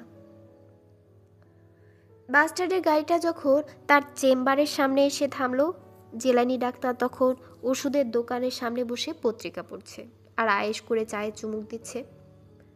বাইফোকাল লেন্সের চশমার উপর দিয়ে পণ্ডিত মশাইয়ের দৃষ্টি হেনে দেখলো সাদা রঙের একটা গাড়ি আর তার দোকানের সামনে দিয়ে এসে থেমেছে। বাস্টার্ডকে গাড়ি থেকে নামতে দেখে পত্রিকা নামিয়ে রাখলো ভদ্রলোক। কি ব্যাপার, তুমি? অবাক হলো জিলানি ডাক্তার। বাস্টার্ড সচরাচর এখানে আসে না। গাড়ি থেকে নেমে তার সামনে আসলো বাস্টার্ড। চাচা, একটু ক্লিনিকে আসুন বলেই সে ভেতরে যাবার জন্য তাড়া দিল। জিলানি ডাক্তার গাড়ির ভেতরে উমাকে দেখিয়ে বলল, বিয়া করছো নি? না চাচা, একটু সমস্যায় পড়েছি, একটু ক্লিনিকে আসেন। চেয়ার ছেড়ে উঠে দাঁড়ালো জিলানি ডাক্তার। বাবা, আমার এখানে কিন্তু আর এমআর করা হয় না। বুঝতে পারল না বাস্টার্ড। বুঝলাম না চাচা। কানের কাছে মুখ এনে জিলানি সাহেব সিরিয়াস ভঙ্গিতে বলল, গর্ভপাত। বুড়োর কথা শুনে হাসি পেল তার। মাথা দুলিয়ে বলল, ওসব কিছু না, গুলি লেগেছে, ইঞ্জুরিটা একটু দেখতে হবে। আজকে ওঠো ডাক্তার। কার লাগছে? আমার। ভালো করে বাস্টার্ডের দিকে তাকালো জিলানি ডাক্তার। তোমার? কোনখানে? চাচা, ভেতরে আসেন, সব বলছি। এবার জিলানি ডাক্তারই ভেতরে যাবার জন্য ব্যস্ত হয়ে উঠল। চলো চলো। কি মনে করে যেন একটু থেমে বাইরে গাড়ির দিকে চেয়ে বলল, মাইয়াডা কি গাড়িতেই থাকবো? ক্লিনিকের সামনে কোনো যুবতী মেয়ে বসে থাকলে লোকজন সন্দেহ করবে, তাই সে বলল, ওখানে বসে থাকলে লোকজন সন্দেহ করব, ওরে ভেতরে নিয়ে আসো। ঠিক আছে, আপনি ক্লিনিকে যান, আমি ওকে নিয়ে আসছি। পিঙ্ক সিটির ম্যানেজার প্রথম থেকেই উল্টাপাল্টা কথা বলে যাচ্ছে। জেফ্রি অনেক ধৈর্য নিয়ে শুনে গেল তার কিস কাহিনী। লোকটাকে যখন ইন্টারোগেশন রুমের চেয়ারে বসানোর পর পলিগ্রাফ সেন্সর কেবল তার শরীরে লাগানো হচ্ছিল, তখন সে বেশ ভড়কে গিয়েছিল। হোটেল রেজিস্ট্রেশনে লেডি গিয়াসের নামধাম কেন লিপিবদ্ধ করা হয়নি তার কারণ হিসেবে পুলিশের কাছে সে যা বলেছিল, এখন সেখান থেকে সরে এসেছে লোকটা। স্যার, মেয়ে মানুষ নিয়ে একটু, বুঝতেই তো পারছেন, ফুর্তি করতে এসেছিল, তাই রেজিস্ট্রেশন নামটাম কিছু লিখি নেই। কয়েক ঘন্টার ব্যাপার, বুঝতেই তো পারছেন। আমি স্বীকার করছি এটা অন্যায় হয়েছে, কিন্তু বিশ্বাস করেন এর পেছনে আর কোনো কারণ নাই। তাকে আমি চিনতাম না। লোকটা যে মিথ্যে বলছে তার জন্য পলিগ্রাফ টেস্টের রেজাল্ট দেখার দরকার নেই জেফ্রির। যদিও তার সামনে একটা ল্যাপটপের পর্দায় পলিগ্রাফ টেস্টের ফলাফল ভেসে উঠছে প্রতিটি মুহূর্তে। কিছুদিন আগে পলিগ্রাফ মেশিনটা আপগ্রেড করা হয়েছে, এখন আর ফলাফলের জন্য অপেক্ষা করার দরকার পড়ে না। ইন্টারোগেশন রুমে বসেই তারা জানতে পারে সেটা। মিথ্যে বলার পরপরই কম্পিউটার স্ক্রিনে ফলাফল দেখা যায়। লেডি গিয়াসকে আপনি চেনেন সেটা তো আমি বলিনি। টেবিলে একটু আগে দেয়া কফির কাপে একটা চুমুক দিয়ে বলল জেফ্রি। হোটেলগুলোতে অসামাজিক কার্যকলাপ হয় সেটা আমরাও জানি, কিন্তু এটাও জানি সেক্ষেত্রে ভুয়া নাম ঠিকানা লিখে রাখা হয়। আপনি তো তাও করেননি। ফ্যাল ফ্যাল করে চেয়ে রইল ম্যানেজার। কতদিন ধরে এই হোটেলে কাজ করছেন? জেফ্রি প্রসঙ্গ পাল্টালো। 1.5 বছর ধরে। এই হোটেলটা তো 1.5 বছর আগেই চালু হয়, তাই না? মাথা নেড়ে সায় দিল ম্যানেজার। তার মানে শুরু থেকেই আছে। এর আগে কোথায় কাজ করতেন? এর আগে আমি কোথাও কাজ করতাম না স্যার। লোকটা প্রথম থেকেই ক্ষণে ক্ষণে তাকে স্যার বলছে। 3 স্টার দাবি করে এরকম কোনো হোটেলের ম্যানেজার সরকারি কর্মচারীদের স্যার বলবে না। এটা করে থাকে স্বল্প শিক্ষিত লোকজন। অবশ্য অনেক শিক্ষিত লোকজনও যে করে না তা নয়। হোটেলে কাজ করার কোনো অভিজ্ঞতা নেই, অথচ সরাসরি ম্যানেজার হয়ে গেলেন। এবারও কিছু বলল না সে। মালিক পক্ষের সঙ্গে খুব কাতির আছে মনে হয়। আত্মীয় টাত্মীয় হয় নাকি? জি স্যার। মালিককে? মনোয়ার হোসেন। ওনার আর কে ব্যবসা আছে? Real estate, film, restaurant. Film? মাথা নেড়ে সায় দিল ম্যানেজার। ভালো। আবারও কফিতে চুমুক দিল সে। তাহলে আপনার মালিক মনোয়ার হোসেন সাহেব চলচ্চিত্র প্রযোজক? জি স্যার। উনি কি প্রযোজক হিসেবে নিজের নাম ব্যবহার করেন? জেফ্রি জানে অনেক প্রযোজকই নিজের নামে ব্যবসাটা করে না, পর্দার আড়াল থেকে টাকা বিনিয়োগ করে থাকে। জি স্যার, নিজের নামেই করে। আপনার মালিকের সাথে কি লেডি গিয়াসের কোনো সম্পর্ক আছে? না। ল্যাপটপের পর্দায় বিপ হচ্ছে মিথ্যে। আপনি এত মিথ্যে বলে বাঁচতে পারবেন না। জেফ্রি হেসে বলল, আমি নিশ্চিত যেভাবে মিথ্যা বলছেন তাতে করে এই খুনের ঘটনায় নির্ঘাত ফেঁসে যাবেন। আদালত মনে করবে আপনি এইসব খুনের সাথে কোনো না কোনোভাবে জড়িত, নইলে এত মিথ্যে বলবেন কেন? একটু থেমে দেখে নিল সেই লোকটাকে। ভটকে গেছে মনে হলো। লেডি গিয়াস কবে হোটেলে উঠেছিল? 4-5 দিন আগে। ঢোক গিলে বলল ম্যানেজার। 4-5 দিন ধরে লোকটা একের পর এক মেয়ে নিয়ে এসে ফুর্তি করে গেছে? না স্যার। তাহলে? কালকেই প্রথম মেয়ে নিয়ে আসে। সত্যি বলছে? ভালো। একটু সামনে ঝুঁকে এলো সে। তাহলে 3-4 দিন ধরে সে হোটেলে এমনি এমনি থেকেছে? জি স্যার, শুধু কালকেই মেয়ে নিয়ে এসেছে। একটু আগে যে বললেন মেয়ে মানুষ নিয়ে ফুর্তি করতে এসেছিল বলে নামটাম রেজিস্টার করেননি, মাত্র কয়েক ঘন্টার ব্যাপার। ম্যানেজার এবার বোবা, বুঝে গেছে মিথ্যা বলতে বলতে ধরা খেয়ে গেছে। অসন্তোষে দুপাশে মাথা দোলাতে দোলাতে জেফরি বেগ বলল, ব্ল্যাক রঞ্জুর সবচেয়ে ঘনিষ্ঠ লোক লেডি গিয়াস কলকাতা থেকে ঢাকায় এসে আপনার হোটেলে উঠল। 4-5 দিন পর সে আপনার হোটেল রুমে খুন হলো।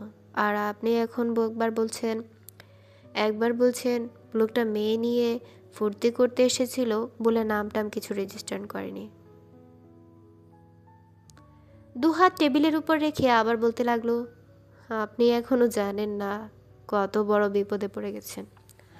আগামীকাল পত্রিকায় যখন সব ছাপা হবে তখন বুঝবেন।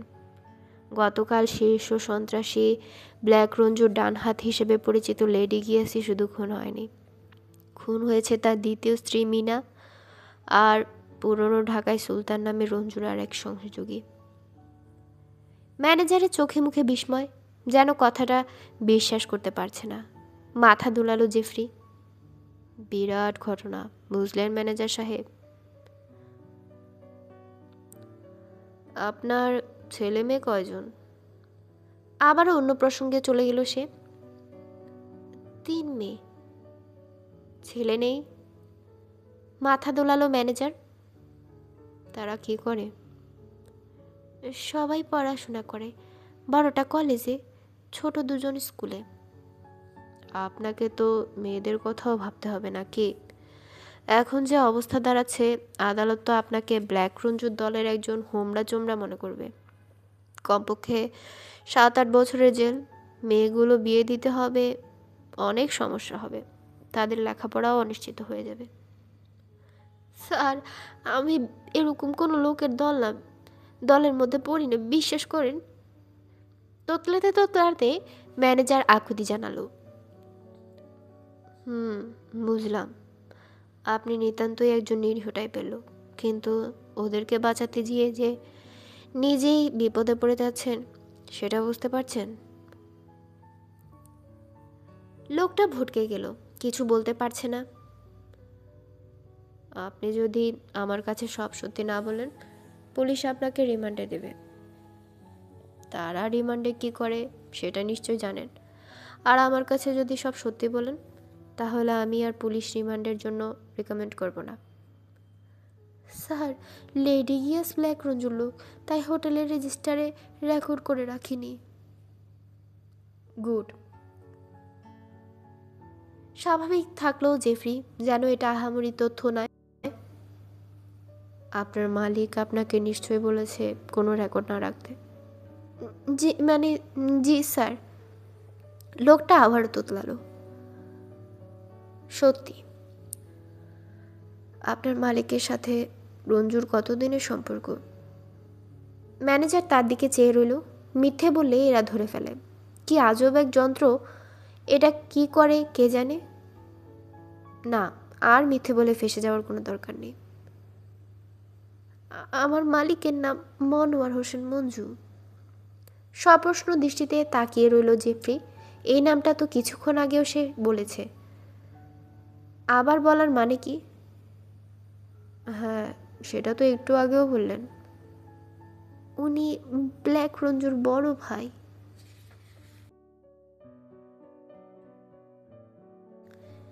গুলিটা গলার খুব কাছ দিয়ে কাঁধের মাংসপেশি ভেদ করে বের হয়ে গেছে। জিলানি ডাক্তার বিস্মিত হয়ে বলল, আর 1 ইঞ্চির মতো এদিক ওদিক হলেই বুলেটটা প্রাণঘাতী হয়ে উঠত। কাজ করতে করতে এক ফাঁকে ডাক্তার জানতে চাইল গুলিটা কে করেছে। বাসটা শুধু জানালো এক পুরনো শত্রুর কাজ এটি। খুব বেশি কিছু করতে হলো না জিলানি ডাক্তারকে, শুধুমাত্র ড্রেসিং করে ক্ষতস্থানটি ট্যাপ ব্যান্ডেজ করে দিল। ফলে শার্ট পরে থাকলে বাইরে থেকে বোঝার উপায় নেই যে তার কাঁধে ব্যান্ডেজ করা আছে। সবশেষে ডাক্তার একটা ইঞ্জেকশন দিয়ে কিছু ওষুধ দিয়ে দিল তাকে। কাজটা করতে আধা ঘন্টার বেশি সময় লাগলো না। উমা বসে আছে পাশের একটা ছোট্ট ঘরে। জিলানি ডাক্তার হাত ধুয়ে বাস স্ট্যান্ডের কাছে চলে এলো। সে এখন শার্ট পরে উঠে বসেছে। মেয়েটা কে? পিতৃসুলভ অধিকার নিয়ে জানতে চাইল সে। লম্বা কাহিনী চাচা। আচ্ছা, বুঝছি। লম্বা কাহিনী বলার সময় তোমার নাই। বলবো, তবে এখন না। কাঁধ তুলল জিলানি ডাক্তার। আমার শোনার দরকার নেই। প্যান্টের পকেট থেকে মানিব্যাগটা বের করে 500 টাকার 2টো নোট বের করলো সে। জিলানি ডাক্তার তার হাতটা খপ করে ধরে ফেলল। ভাতিজা, টাকা দিতে হইব না, রাখো। তারপর একটু থেমে বলল, কিছু খাইবা? না চাচা। টাকাটা মানিব্যাগে রেখে সে বলল, এক্ষুনি চলে যেতে হবে। তোমার বাপে আছে কেমন? আগের মতোই। অবস্থা আরো খারাপ হইব, মাথাটা তো একেবারেই গেছে না? মাথা নেড়ে সায় দিল মাস্টার। ও যদি একটু বুইঠা বসতে পারতো তাইলে তোমারে কইতাম হজ করাইয়া নিয়ে আসতে। বাস্টার্ড কিছু বলতে যাবে অমনি তার চোখে পড়ল বাম দিকের দেয়ালে থাকা একটি পোস্টারের দিকে। এক দৃষ্টে চেয়ে রইল। জিলানি ডাক্তার বুঝতে পারল না পোস্টারে কি দেখছে সে। পকেট থেকে মোবাইল ফোনটা বের করে দেখে নিল বাস্টার্ড। সর্বনাশ! তার মাথা দ্রুতই কাজ করতে শুরু করলো। চাচা, আমি এখন যাই, আপনি আমার অনেক উপকার করেছেন। হঠাৎ তড়িঘড়ি করে বলল সে। আরে না, তেমন কিছু না, খালি ড্রেসিং করছি। আঘাতটা মারাত্মক হইতে অনেক ভুক্ত বাইচা গেছো। উমাকে নিয়ে জিলানি ডাক্তারের ওখান থেকে বের হয়ে গাড়িতে উঠল বাস্টার্ড। বাস্টার্ডের মধ্যে প্রবল তাড়না দেখে উমা কিছুই বুঝতে পারল না। সে শুধু দেখল পকেট থেকে একটা মোবাইল ফোন বের করে বন্ধ করে ফেলল বাস্টার্ড।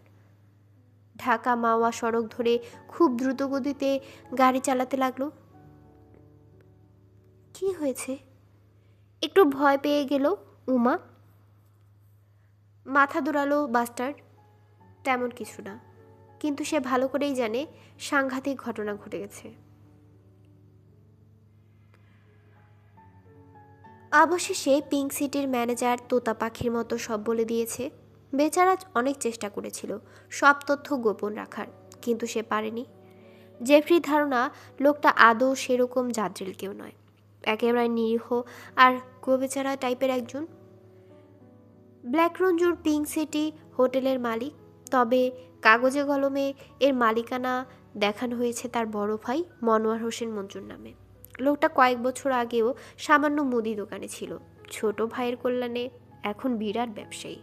অপারেশন ক্লিন হার্টের পর ব্ল্যাক রঞ্জু দেশ ছেড়ে কলকাতায় স্থায়ী হয়।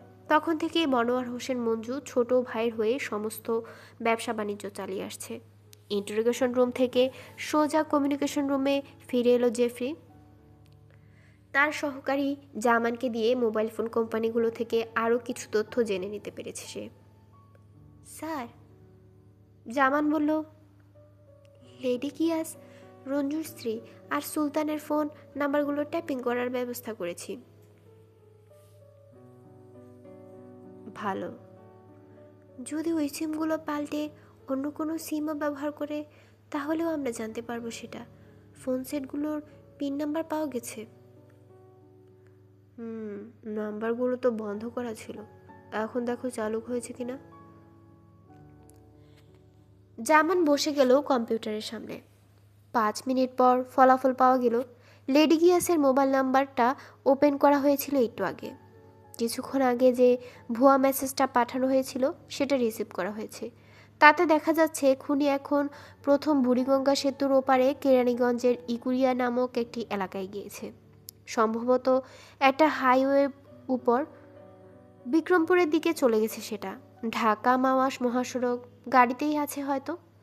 ভার্চুয়াল ম্যাপ বলছে খুনি এখন যেখানে অবস্থান করছে তার ঠিক 8 কিলোমিটার দূরেই ইকুরিয়া থানা অবস্থিত।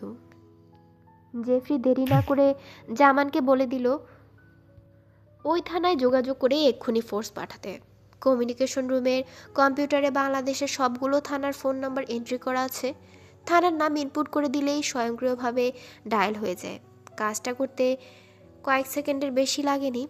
ইকুরিয়া থানার ভারপ্রাপ্ত কর্মকর্তাকে বলে দেওয়া হলো তাদের ফোর্স যেন হাইওয়ের পাশে পার্ক করে রাখা কিংবা চলতে থাকা সবগুলো প্রাইভেট কারে থামিয়ে চেক করে। তারা 30 বছরের এক যুবক আর এক তরুণীকে খুঁজবে। খুনি ভয়ঙ্কর প্রকৃতির, পুলিশ যেন সতর্ক থাকে। জামান পেছন ফিরে জেফরির দিকে বলল, কি? স্যার, আরেকবার ফিশিং করি। তাদের গাড়িটার সর্বশেষ অবস্থান জানা গেলে পুলিশ গাইড করা যাবে। কোনো রকম দেরি না করে জেফরি সায় দিয়ে দ্রুত কিছু নির্দেশনা দিয়ে দিল। এবার আননোন নাম্বার থেকে কল করো। কল রিসিভ করলে তুমি লেডি গিয়েসকে চাইবে। খুনির গলা শুনে সন্দেহ করবে, কিছুটা সময় কথা বলে টাইম ক্লেম করবে, ঠিক আছে? মাথা নেড়ে সায় দিয়ে জামান কাজে নেমে পড়ল। এমন একটা নাম্বার থেকে কল করবে যেটার নাম্বার রিসিভারের ডিসপ্লেতে উঠবে না। রিসিভার দেখতে পাবে ইংরেজি আননোন শব্দটি, ভাববে বিদেশ থেকে কল করা হয়েছে। দুঃখিত, মোবাইল ফোনটা বন্ধ। স্যার, জামান কি করবে জানতে চেয়ে বলল। জেফরি বুঝতে পারছে না, একটু আগেও ফোনটা চালু ছিল, এখন বন্ধ করে রেখেছে। অনেক কিছুই হতে পারে। নেটওয়ার্ক সমস্যা, চলতি গাড়িতে থাকলে অনেক সময় এটা হয়। আবার এমনও হতে পারে গাড়ি চালাচ্ছে বলে ফোনটা অফ করে রেখেছে। যাই হোক, তাড়াতাড়ি একটা সিদ্ধান্ত দিয়ে দিল সে। সম্ভবত ব্রিজ পার হতে পারে। ব্রিজটায় ব্যারিকেড দিতে বলো। দুটো ব্রিজে ব্যারিকেড, আর মাওয়াঘাটে যে টহল পুলিশ আছে তাদেরকেও অ্যালার্ট দিতে বলো। মাওয়াঘাটের দিকে গেলে সমস্যা নেই, ওখানে ফেরির জন্য অনেকক্ষণ লাইনে থাকতে হবে। সবার আগে ব্রিজ দুটো সিকিউর করতে বলো। জেফরি জানে গাড়িতে করে খুনি যেখানেই যাক না কেন এই তিনটি জায়গা অতিক্রম করতে হবে। তার ধারণা খুনি প্রথম বুড়িগঙ্গা সেতু পার হবার চেষ্টা করবে। তার সর্বশেষ অবস্থান ওই সেতুর কাছাকাছি ছিল। জামার সঙ্গে সঙ্গে ফোন করে ইকুরিয়া থানার ওসিকে জানিয়ে দিল নির্দেশনাটি। জি স্যার। ওসির উত্তেজিত কণ্ঠ শোনা গেল। আমি এখনই যাচ্ছি। জামান দ্রুত বলল, খুনি এখনো হাইওয়েতেই আছে, আমরা নিশ্চিত? জি স্যার, আমি নিজে ফোর্স নিয়ে যাচ্ছি। ইকুরিয়া থানা থেকে ওসি মইনুল ইসলাম একটি পিকআপ ভ্যান আর জিপ নিয়ে দ্রুত ছুটে যাচ্ছে ঢাকা মাওয়া সড়ক ধরে। মহাসড়কের যতগুলো স্থানে টহল পুলিশ আছে সবাইকে সাদা রঙের একটি গাড়ির ব্যাপারে সতর্ক করে দেওয়া হয়েছে। মহাসড়ক দিয়ে যাবার সময় রাস্তার দুপাশে কোনো প্রাইভেট কার পার্ক করা অবস্থায় দেখতে পেল না। হোমিসাইড ডিপার্টমেন্ট থেকে তাকে গাইড করা হচ্ছে একটু পরপর। সার্বক্ষণিক যোগাযোগ আছে তাদের সাথে। ওসি সাহেবও মনে করছে এই খুনি প্রথম ব্রিজটা দিয়েই যাবে।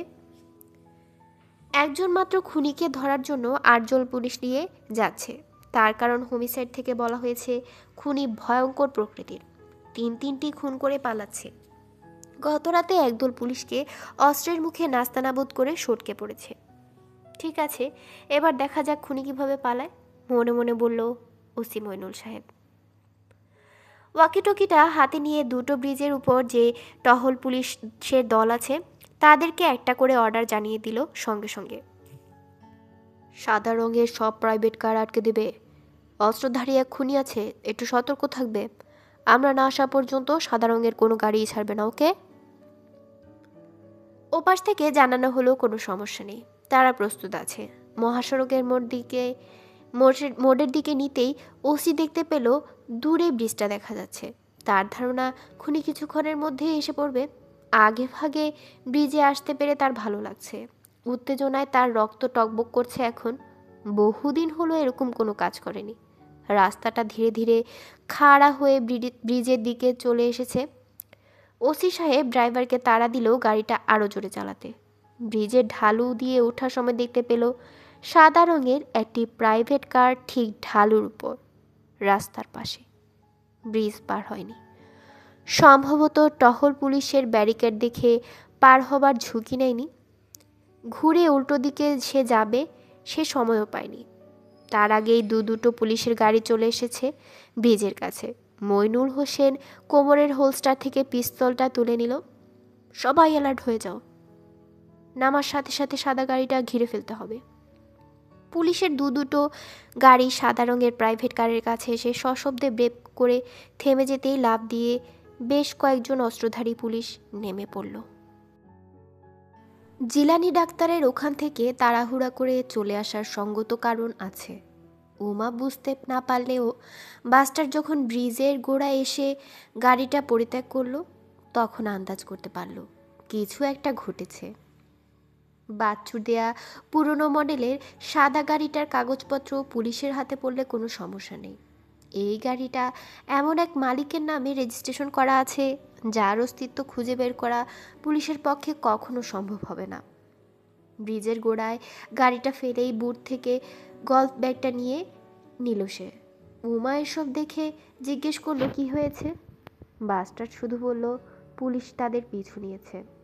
কথাটা শুনে উমার হাত পা ঠান্ডা হয়ে গেল। ব্রিজের গোড়ায় সারি সারি সিএনজি পার্ক করে রাখা, এখানে সবসময়ই কিছু না কিছু সিএনজি থাকেই। বাস্টার্ড সেটা জানে। সিএনজিতে করেই ব্রিজটা পার হওয়া যাবে, মনে মনে ভাবল সে। একটা সিএনজির সামনে এসে জিজ্ঞেস করলো যাবে কিনা। ড্রাইভার লোকটা সিএনজির সামনেই দাঁড়িয়ে আছে। লোকটা তার কথা শুনে তার দিকে না তাকিয়ে তাকালো পাশে দাঁড়ানো উমার দিকে। বাস্টার্ড আবারও জিজ্ঞেস করলো যাবে কিনা। না, আমার গাড়ি নষ্ট। এখনো বদমাসটা চেয়ে আছে উমার দিকে। বাস্টার্ড আর দেরি করলো না, পাশের সিএনজিটার কাছে চলে এলো। এটার ড্রাইভার এক কথায় রাজি হয়ে গেলে উঠে বসলো তারা দুজনে। সিএনজিটা ব্রিজের উপর উঠতেই বাস্টার দেখতে পেল যানবাহনের দীর্ঘ লাইন পড়ে গেছে। এত বড় লাইন কেন? কি হয়েছে? সিএনজি ড্রাইভারকে জিজ্ঞেস করায় ড্রাইভার বলল, ব্রিজের উপর টহল পুলিশ সব সাদা রঙের প্রাইভেট কার চেক করতেছে।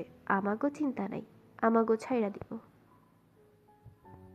কখন থেকে এরকম চেক করছে? কিছুক্ষণ ধইরা।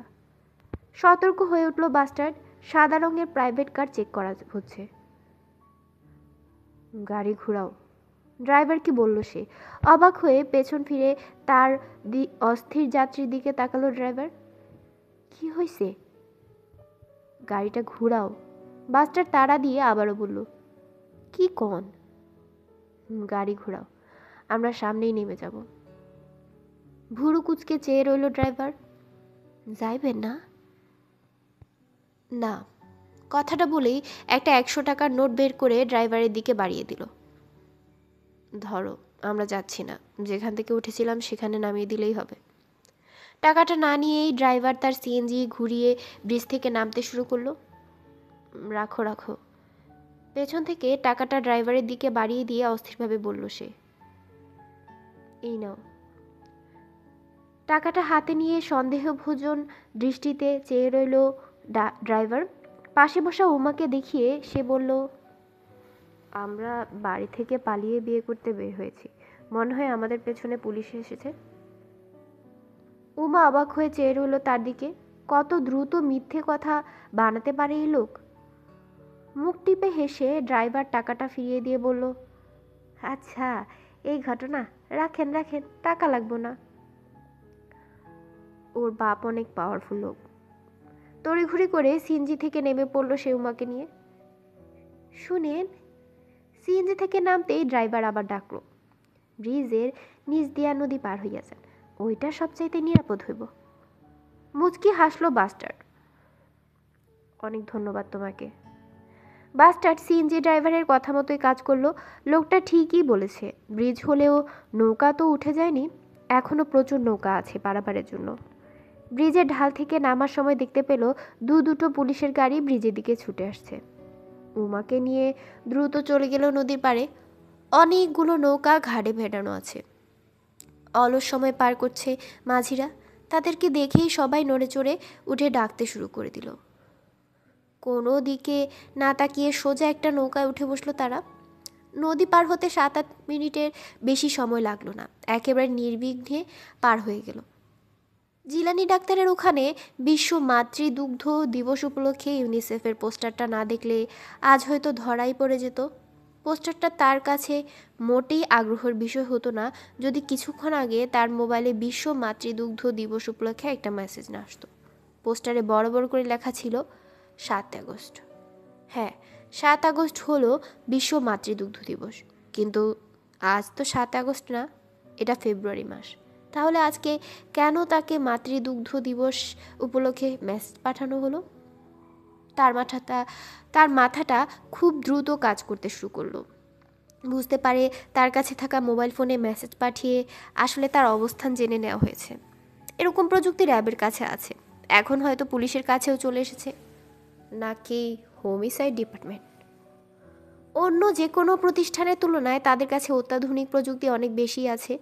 এ নিয়ে পার্লামেন্টে আইন শৃঙ্খলা বিষয়ক স্ট্যান্ডিং মিটিং কমিটি কিছুদিন আগেও সমালোচনা করেছিল। বিশাল টাকা খরচ করে নাকি শ্বেত হস্তি পালা হচ্ছে। ঘুণাক্ষরে তারা ভাবেনি পুলিশ এত দ্রুত তাদের পেছনে লেগে যাবে। এই কারণে সে উমাকে পুলিশের হাতে ধরা পড়তে দেয়নি। অথচ তারা ঠিকই জেনে গেল শেষ পর্যন্ত। মোবাইল ফোনটাই যে এই ক্ষেত্রে কাজ করেছে বুঝতে পারল সে। আগামীকাল পর্যন্ত যখন পত্রিকায় খুনের সংবাদগুলো ছাপা হবে, তখন পরিস্থিতি আরও কঠিন হয়ে যাবে। কি অসাধারণ টেকনিকই না ব্যবহার করছে পুলিশরা। পুলিশের কাছে এরকম জিনিস আছে সেটা তো সে জানতো না। এখন যত দ্রুত সম্ভব ঢাকা ছাড়তে হবে, দেরি করলে সমস্যা বাড়বে, কমবে না। জেফরি বেগের মাথায় কিছুতেই ঢুকছে না খুনি কিভাবে আগে ভাগে জেনে গেল। পুলিশ তাকে ধরার জন্য আটঘাট বেঁধে নেমেছে। তারা যেভাবে যে টেকনিক ব্যবহার করে তাকে ট্র্যাক ডাউন করেছে সেটা তো খুনির পক্ষে জানা সম্ভব না। তারপরও সে জেনে গেছে। গাড়িটা ঠিক ব্রিজের কাছে পরিত্যক্ত করে চলে গেছে অন্য কোথাও। ইকুরিয়া থানার ওসি সব জানানোর পর থেকে সে এ নিয়ে ভেবে যাচ্ছে, কোনো সিদ্ধান্তে আসতে পারছে না। স্যার, খুনি লোকটার ব্যাপারে আমার কাছে অন্যরকম একটা থিওরি আছে। জেফরির সহযোগী জামান তার বসকে অনেকক্ষণ ধরে চুপচাপ থাকতে দেখে অবশেষে মিনমিন করে বলল। জেফরি শুধু ভুরু কুঁচকে তাকালো তার দিকে। আমার মনে হচ্ছে খুনি লোকটা গোয়েন্দা সংস্থার কেউ হবে। মানে? জেফরি বুঝতে পারল না জামানের কথাটা। স্যার, এরকম শীর্ষ সন্ত্রাসীদের বেলায় সরকারের একটা অলিখিত নিয়ম আছে, আমরা সবাই সেটা জানি। ক্রসফায়ার, এনকাউন্টার, বিভিন্নভাবে তাদেরকে নির্মূল করার কাজ তো অনেক আগে থেকেই চালু আছে। তুমি কি বলতে চাও ব্ল্যাক রঞ্জুর দলের বিরুদ্ধে গোয়েন্দা সংস্থা কিংবা র্যাব পুলিশ কোনো অপারেশন চালাচ্ছে? এটা তো হতেই পারে স্যার, পারে না? কিন্তু কাজটা তো করেছে একজন মাত্র লোক, একেবারে পেশাদার কোনো খুনির মতো। যাদের কথা বলছো তারা কি এভাবে কাজ করে? না, আমার তো মনে হয় না। জামান একটু আশাহত হলো, তবে হাল ছেড়ে দিল না। কাজটা হয়তো একজনই করেছে, তার সাথে আছে আরও অনেকে। তা না হলে এভাবে একটা সন্ত্রাসী নেটওয়ার্কের ভেতরে ঢুকে। না না, এরকম কিছু বলে মনে হচ্ছে না। জেফরি তার সহকারীর থিওরিটা বাতিল করে দিল। তাহলে আমরা যে মোবাইল ফোনের সাহায্যে ট্র্যাক ডাউন করি সেটা খুনি জানলো কি করে স্যার? এই প্রশ্নটা জেফরিকেও ভাবাচ্ছে। সে ভালো করেই জানে তাদের কাছে থাকা state of the art equipment কমপক্ষে আরও 2-3টি প্রতিষ্ঠানের কাছেও আছে, র্যাব আর 2টো গোয়েন্দা সংস্থা। আর সহকারী জামানের কথায় যুক্তি আছে, কিন্তু জেফরির মন তাতে সায় দিচ্ছে না। সহকারী সংস্থা এরকম কাজে নামবে? অসম্ভব। কিন্তু খুনি যেভাবে শেষ মিনিটে সব জেনে গাড়িটা ফেলে পালিয়েছে, তাতে করে মনে হচ্ছে সে তাদের ট্র্যাকিং করার খবরটা জেনে গেছে। বুঝতে পারছে খুনিকে ধরার কাজটা এখন কঠিনই হয়ে গেল। জামানের আইডিয়াটা বাতিল করে দিলেও মনে মনে ঠিক করলেও একটু খতিয়ে দেখবে আসলে এরকম কোনো গোপন অপারেশন চালানো হচ্ছে কিনা। স্যার, হোটেল পিঙ্ক সিটির মালিক রঞ্জুর ভাইকে গ্রেফতার করা হলে কিছু তথ্য হয়তো পাওয়া যেত। জামানের এই কথাতে সায় দিল জেফরি। হোটেলের ম্যানেজারের কাছ থেকে সব জানার পর তারা উত্তরা থানাকে ফোন দিয়েছে। দেখা যাক লোকটাকে গ্রেফতার করতে পারে কিনা। জেফরি অবশ্য মনে করছে এতক্ষণে রঞ্জুর ভাই গা ঢাকা দিয়েছে, তবে হাল ছেড়ে দেওয়ার পাত্র নয় সে। শেষ একটা অস্ত্র প্রয়োগ করবে এখন। খুনিকে ধরার আরেকটা উপায় আছে। উমা রাজবংশী নামের মেয়েটি, সেই মেয়েটি নিশ্চয় জানে খুনিকে। আর জানে বলেই খুনি তাকে পুলিশের হাত থেকে বাঁচিয়ে নিয়ে গেছে। এই মেয়েটার অনেক কিছুই এখন তারা জানে, এমনকি মেয়েটার ছবিও তাদের কাছে আছে। বিউটি পার্লারের কর্মচারীদের একটি গ্রুপ ছবি থেকে এটা জোগাড় করা হয়েছে, সুতরাং তাকে ধরার দিকে মনোযোগ দিতে হবে। জামান, উমা নামের মেয়েটির ছবি কি তৈরি করেছো? জি স্যার, একটা ছবি গ্রুপ থেকে পোর্ট্রেট করা হয়েছে। ছবিটা কি সাম্প্রতিক সময়ে তোলা? 3 মাস আগের ছবি। দ্রুত ছবিটার অনেকগুলো প্রিন্ট করে ফেলো। 1 থেকে 150 কপি, কিংবা যতগুলো দরকার পড়ে। জামান একটু অবাক হলো। এতগুলো? সারা শহরে ডিস্ট্রিবিউট করে দিতে হবে, খুব দ্রুত। ঠিক আছে স্যার। একটু ভেবে জেফরি বলল, মেয়েটার মা হলি ফ্যামিলি হসপিটালে আছে, তাই না? জি স্যার। ওখানে কি সাদা পোশাকের পুলিশ আছে? আছে। তার বাড়ির আশেপাশে? সেখানেও আছে। গুড। আর একটু ভেবে জামানকে সে আবার বলল, কেরানীগঞ্জের ইকুরিয়া থানার আশেপাশে ব্রিজের 2 পাড়ে মেয়েটার ছবি নিয়ে খোঁজ করতে হবে। এই কাজটা করবে তুমি, ফিল্ডের কাজ। আরও 2-3 জনকে সাথে করে নিয়ে যাও। এ ব্যাপারে ইকুরিয়া থানার সহযোগিতা নিতে হতে পারে। আমিও রমেশ লস্করকে বলে দিচ্ছি সবগুলো থানায় মেয়েটার ছবি পাঠিয়ে দিতে। আমি কি এখনই চলে যাব ওখানে? হ্যাঁ, দেরি করো না। ফিল্ড থেকে আশা করি কিছু পাওয়া যাবে। জামান সঙ্গে সঙ্গে কাজে নেমে পড়ল। বাস্টার্ড বুঝতে পারছে না এই মেয়েটাকে নিয়ে সে কি করবে। এমন নয় যে পুলিশের কাছে ধরা পড়লে এই মেয়ে তার সম্পর্কে অনেক কিছু বলে দিবে। মেয়েটা খুব নিরীহ, একটা বড় সড়ো ঝামেলার মধ্যে পড়ে গেছে। এমন ঝামেলা যা তার জীবনটাকে তছনছ করে দিতে পারে, কিন্তু সে চায় না মেয়েটার কোনো ক্ষতি হোক, কোনোভাবেই চায় না। কালকে রাতের পর থেকে এক ধরনের মায়া জমে গেছে মেয়েটার ওপর। আর চোখে তাকালো উমার দিকে। এখন তারা বসে আছে সিএনজিতে। জুরাইন রেলগেটে আটকে আছে সেটা। রেল ক্রসিংয়ে ফটক পড়েছে। এখান দিয়ে একটু পরই রেল যাবে। তাদের গন্তব্য গুলশান।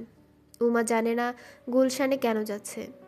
সিএনজি নেবার সময় সে জানতেও চায়নি গুলশানে কেন যাচ্ছে তারা। মেয়েটার চোখ মুখ দেখে বুঝতে পারছে খুব দুশ্চিন্তার মধ্যে আছে।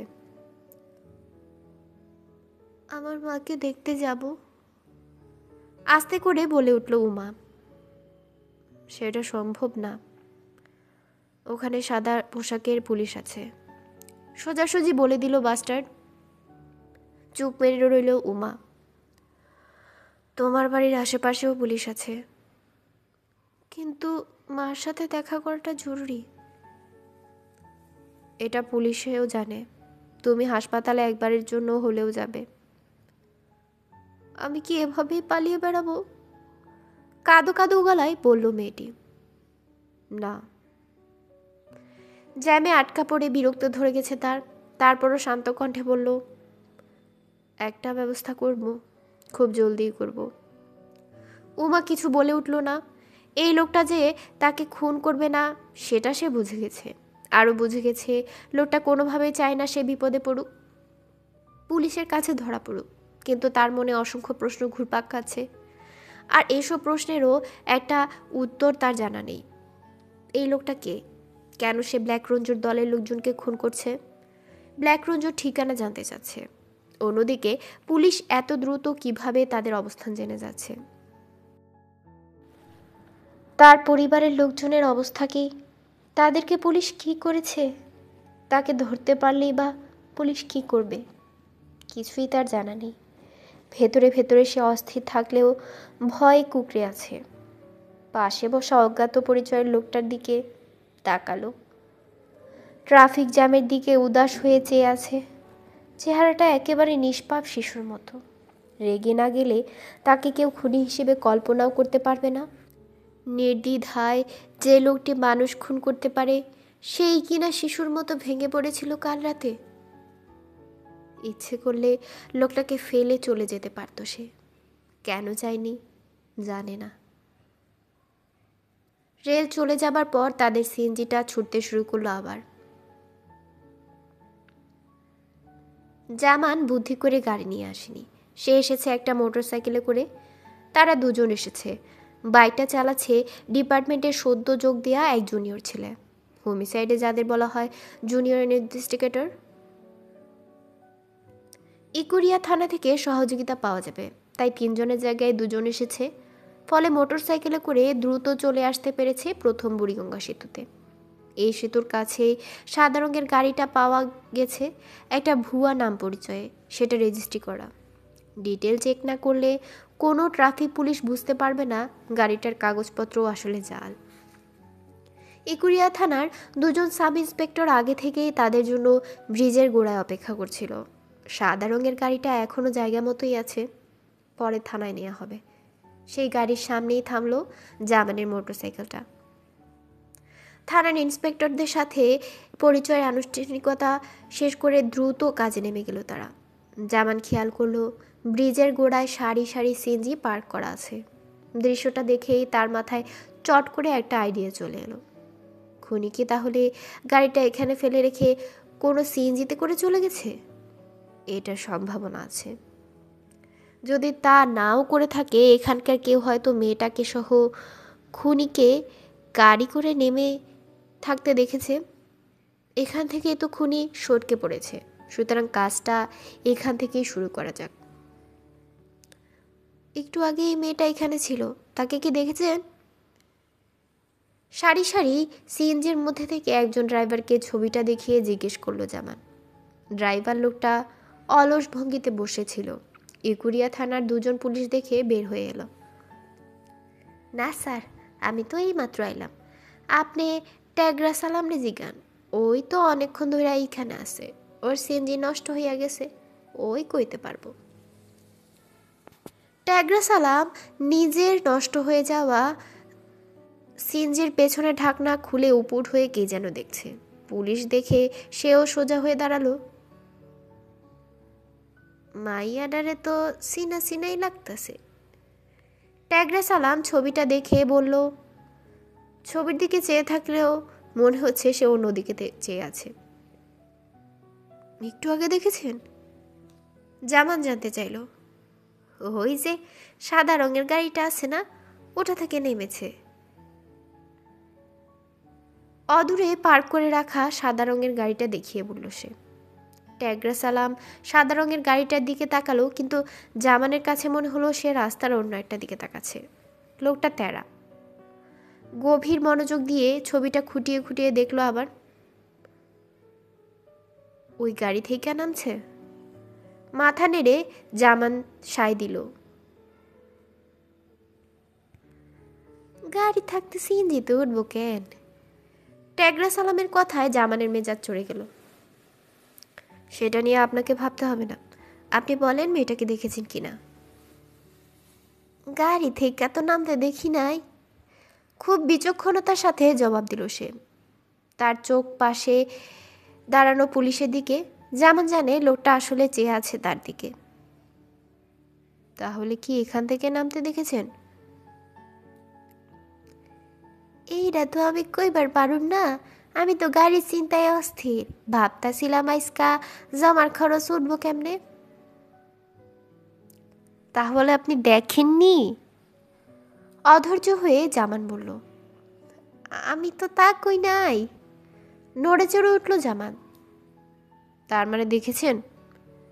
হেরা তখন আমার কাছে আইয়া কইল, ভাই যাইবেন নি? আমি কইলাম না, আমার গাড়ি তো নষ্ট। এটা কে বলল? জামান তার কথার মাঝখানে জিজ্ঞেস করলো। মাইয়াডার লগে যে বেটা আসিল হে। তারপর? তারপর আর কি, আমার পরে যে গাড়িটা আসিল ওইটার কাছে গেল, কইল। লোকটার বেশি কথা শোনার মতো ধৈর্য নেই জামানের। ওই গাড়িটা কার ছিল? তাকে কি আপনি চেনেন? চিনুম না কেন, কন দেখি কিরম কথা। পাশে দাঁড়িয়ে থাকা ইকুরিয়া থানার এক সাব ইন্সপেক্টরকে বলল সালাম। তার দৃষ্টি এখনো বিভ্রান্ত করছে জামানকে। সেই ড্রাইভারটা কে? তার নাম কি? আমাকে ইউসুফ ভাই, খুব ভালো লোক, 5 ওয়াক্ত নামাজ পড়ে এইখানকার। জামান ট্যাগরা সালামের কথার মাঝখানে বাধা দিয়ে বলল, ইউসুফ ড্রাইভার এখন কোথায়? কোথায় আবার? খ্যাপ মারতাছে। হ্যাঁ, গাড়ি কি আমার মতো নষ্ট হয়েছে নি? বইয়া বইয়া বা। ট্যাগরা সালাম মনে মনে জিভ কাটল। আর একটু হলেই পুলিশের সামনে বেফাস কথাটা চলে যেত। ইউসুফ ড্রাইভারের এখানে কখন আসবে?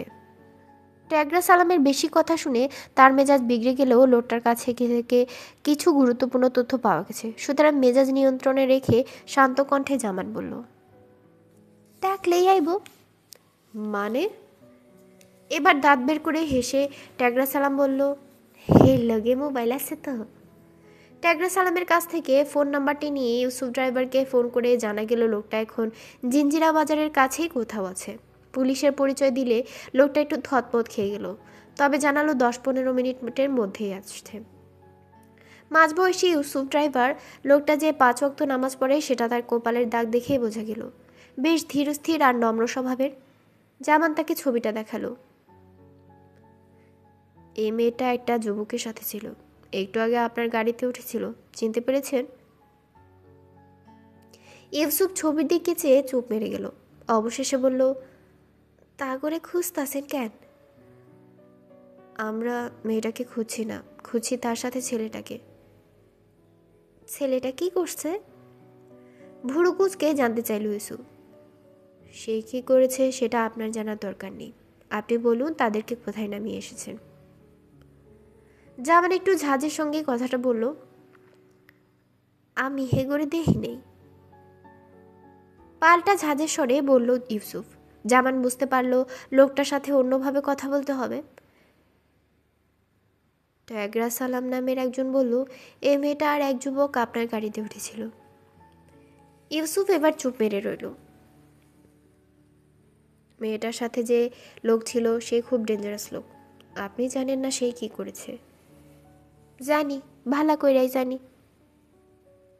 ড্রাইভার ইউসুফের কথা শুনে মারাত্মক ধাক্কা খেল জামান। আপনি জানেন সে কি করেছে? প্রেমই তো করছে, খুন খারাপই তো আর করে নাই। কি? আপনি এসব কি বলছেন? জামান যারপরও নাই বিস্মিত হলো। কি কইতাছি সেটা তো আপনিও জানেন, শুনেন, তা করে ধইরা লাভ নাই। এতক্ষণে মনে হয় বিয়া কইরা ফালাইতাছে।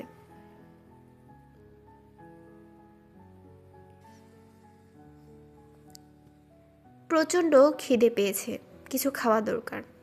গোসল করে একটু বিশ্রাম নেওয়া দরকার। তার শরীরটা মোটেও ভালো যাচ্ছে না। গুলির আঘাতে অনেক ব্লিডিং হয়েছে, জ্বর জ্বর লাগছে। পরবর্তী পদক্ষেপ কি হবে সেটা ভাবার আগে দুটো কাজ করতে হবে তাকে। মেয়েটাকে একটা ব্যবস্থা করা আর তার গলফ ব্যাগে থাকা বিশাল পরিমাণের টাকা নিরাপদ কোথাও রাখা। তাদের সিএনজিটা নামলো গুলশানের এক গেস্ট হাউসের সামনে। দোতলার এই গেস্ট হাউসটি এই এলাকার আরও অসংখ্য গেস্ট হাউসের মধ্যে নির্দিষ্ট একটা কারণে ভিন্ন। এর মালিক ক্ষমতাসীন দলের একজন এমপি। ড্রাইভারকে ভাড়া মিটিয়ে ঢুকে পড়ল সেই গেস্ট হাউসে। মাঝবয়সী এক লোক বসে আছে ফ্রন্ট ডেস্কে। জায়গাটা একেবারে নিরিবিলি। বাস্টার্ড লোকটাকে বলল তাদের একটা রুম দরকার। নাইট স্টে করবেন স্যার? জানতে চাইলে লোকটা। বারবার আর চোখে উমাকে দেখছে। না। হঠাৎ লোকটা দাঁত বের করে হেসে বাস্টার্ডকে এগিয়ে ডেস্ক থেকে সরে গেল। বাস্টার্ড পেছন ফিরে দেখলো এক মাঝবয়সী লোক সঙ্গে বোরকা পরা এক মহিলাকে নিয়ে ফ্রন্ট ডেস্কের সামনে এসে তাদের পেছনে দাঁড়িয়েছে। বোঝা যাচ্ছে লোকটা এখানকার পুরনো এবং নিয়মিত কাস্টমার। ফ্রন্ট ডেস্কের লোকটা বাস্টার্ডের দিকে ফিরে তাকালো, বলল, একটু ওয়েট করুন প্লিজ। লোকটা ডেস্কের নিচ থেকে একটা চাবি বের করে মাঝবয়সী লোকটার হাতে তুলে দিল। 203 নাম্বার স্যার। কোনো ফর্মালিটিজের ধার ধারল না সে। মাঝবয়সী লোকটা বোরকা পরা মহিলাকে নিয়ে হাসি মুখে চলে গেল 203 নাম্বার রুমে। বাস্টার্ড বুঝতে পারল বোরকা পরার কারণ কি। নিজের পরিচিত মুখটা আড়াল করার চেষ্টা। এবার বাস্টার্ডের দিকে ফিরল লোকটা। কি যেন বলছিলেন? রুম দরকার, কাটা কাটা ভাবে বলল সে। নাইট স্টে করবেন? না। মুখ টোপে হেসে আর চোখে উমার দিকে তাকালো লোকটা। তেমন কোনো ফর্মালিটিস করতে হলো না। বাস্টার্ড নিজের নাম বলল তৌফিক আহমেদ। একটা কাগজে স্বাক্ষর করার পর লোকটা অল্প বয়সী একটা ছেলেকে ডেকে তাদেরকে রুমে নিয়ে যেতে বলল। রুম নাম্বার 206, তার মানে দোতলায়। ইচ্ছে করেই বাস্টার্ড গেস্ট হাউসে উঠেছে। সে জানে এখানে তেমন কোনো ফর্মালিটি করতে হয় না, যে কোনো একটা নাম বললেই হলো, কেউ কিছু জানতে চাইবে না। হোটেলের চেয়ে অনেক ভালো আর নিরাপদ হলো গেস্ট হাউস, আর সেটা যদি হয় সরকারি দলে কোনো এমপি সাহেবের, তাহলে তো কোনো কথাই নেই। বাস্টার জানে এখানে ভুলেও পুলিশ আসবে না। সরকারি দল মানে রাজার দল, রাজা বাচ্চাদের নিয়ে পুলিশ ঘাটাঘাটি করে না। ঘরে ঢুকেই বিছানায় শটান হয়ে শুয়ে পড়ল বাস্টার। শরীরটা খুব ক্লান্ত হয়ে পড়েছে। চেয়ে দেখলো উমা এখনো দাঁড়িয়েছে। তুমি গোসল করে নিতে পারো, আমি একটু বিশ্রাম নিই।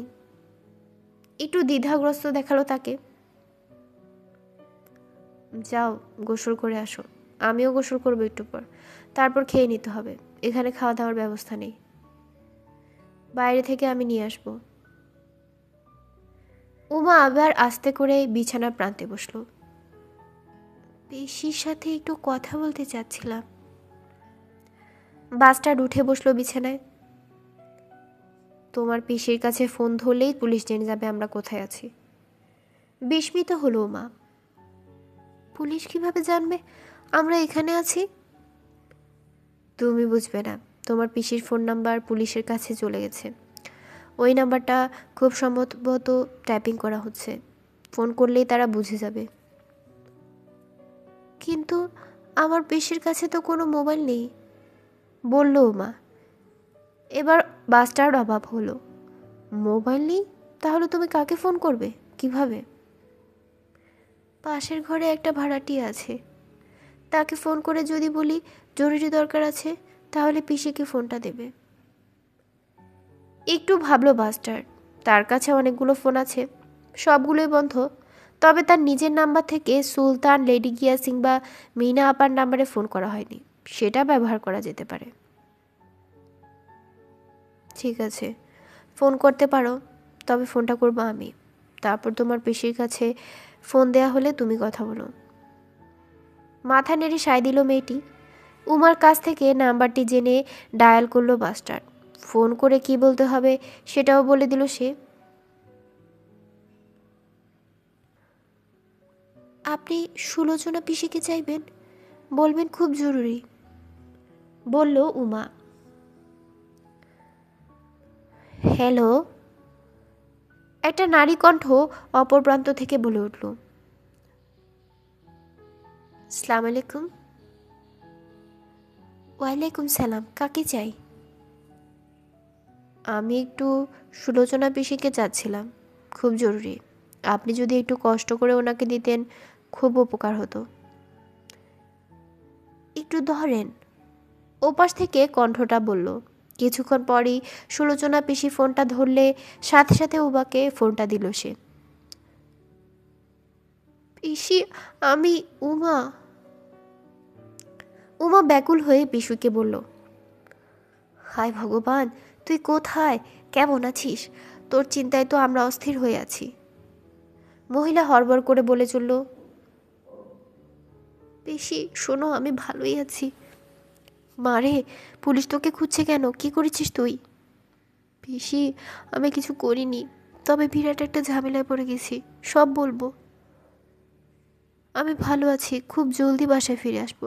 আমাকে নিয়ে চিন্তা করো না। পুলিশ আসলে বলবে আমি কোথায় আছি তোমরা জানো না, আমার সাথে তোমাদের কোনো যোগাযোগ হয়নি। এখন কোথায় আছিস?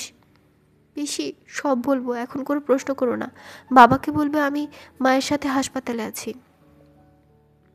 বাবাকে নিয়ে চিন্তা করিস না, তোর মায়ের অবস্থাও ভালো। আমি একটু আগে গিয়ে দেখা করে এসেছি।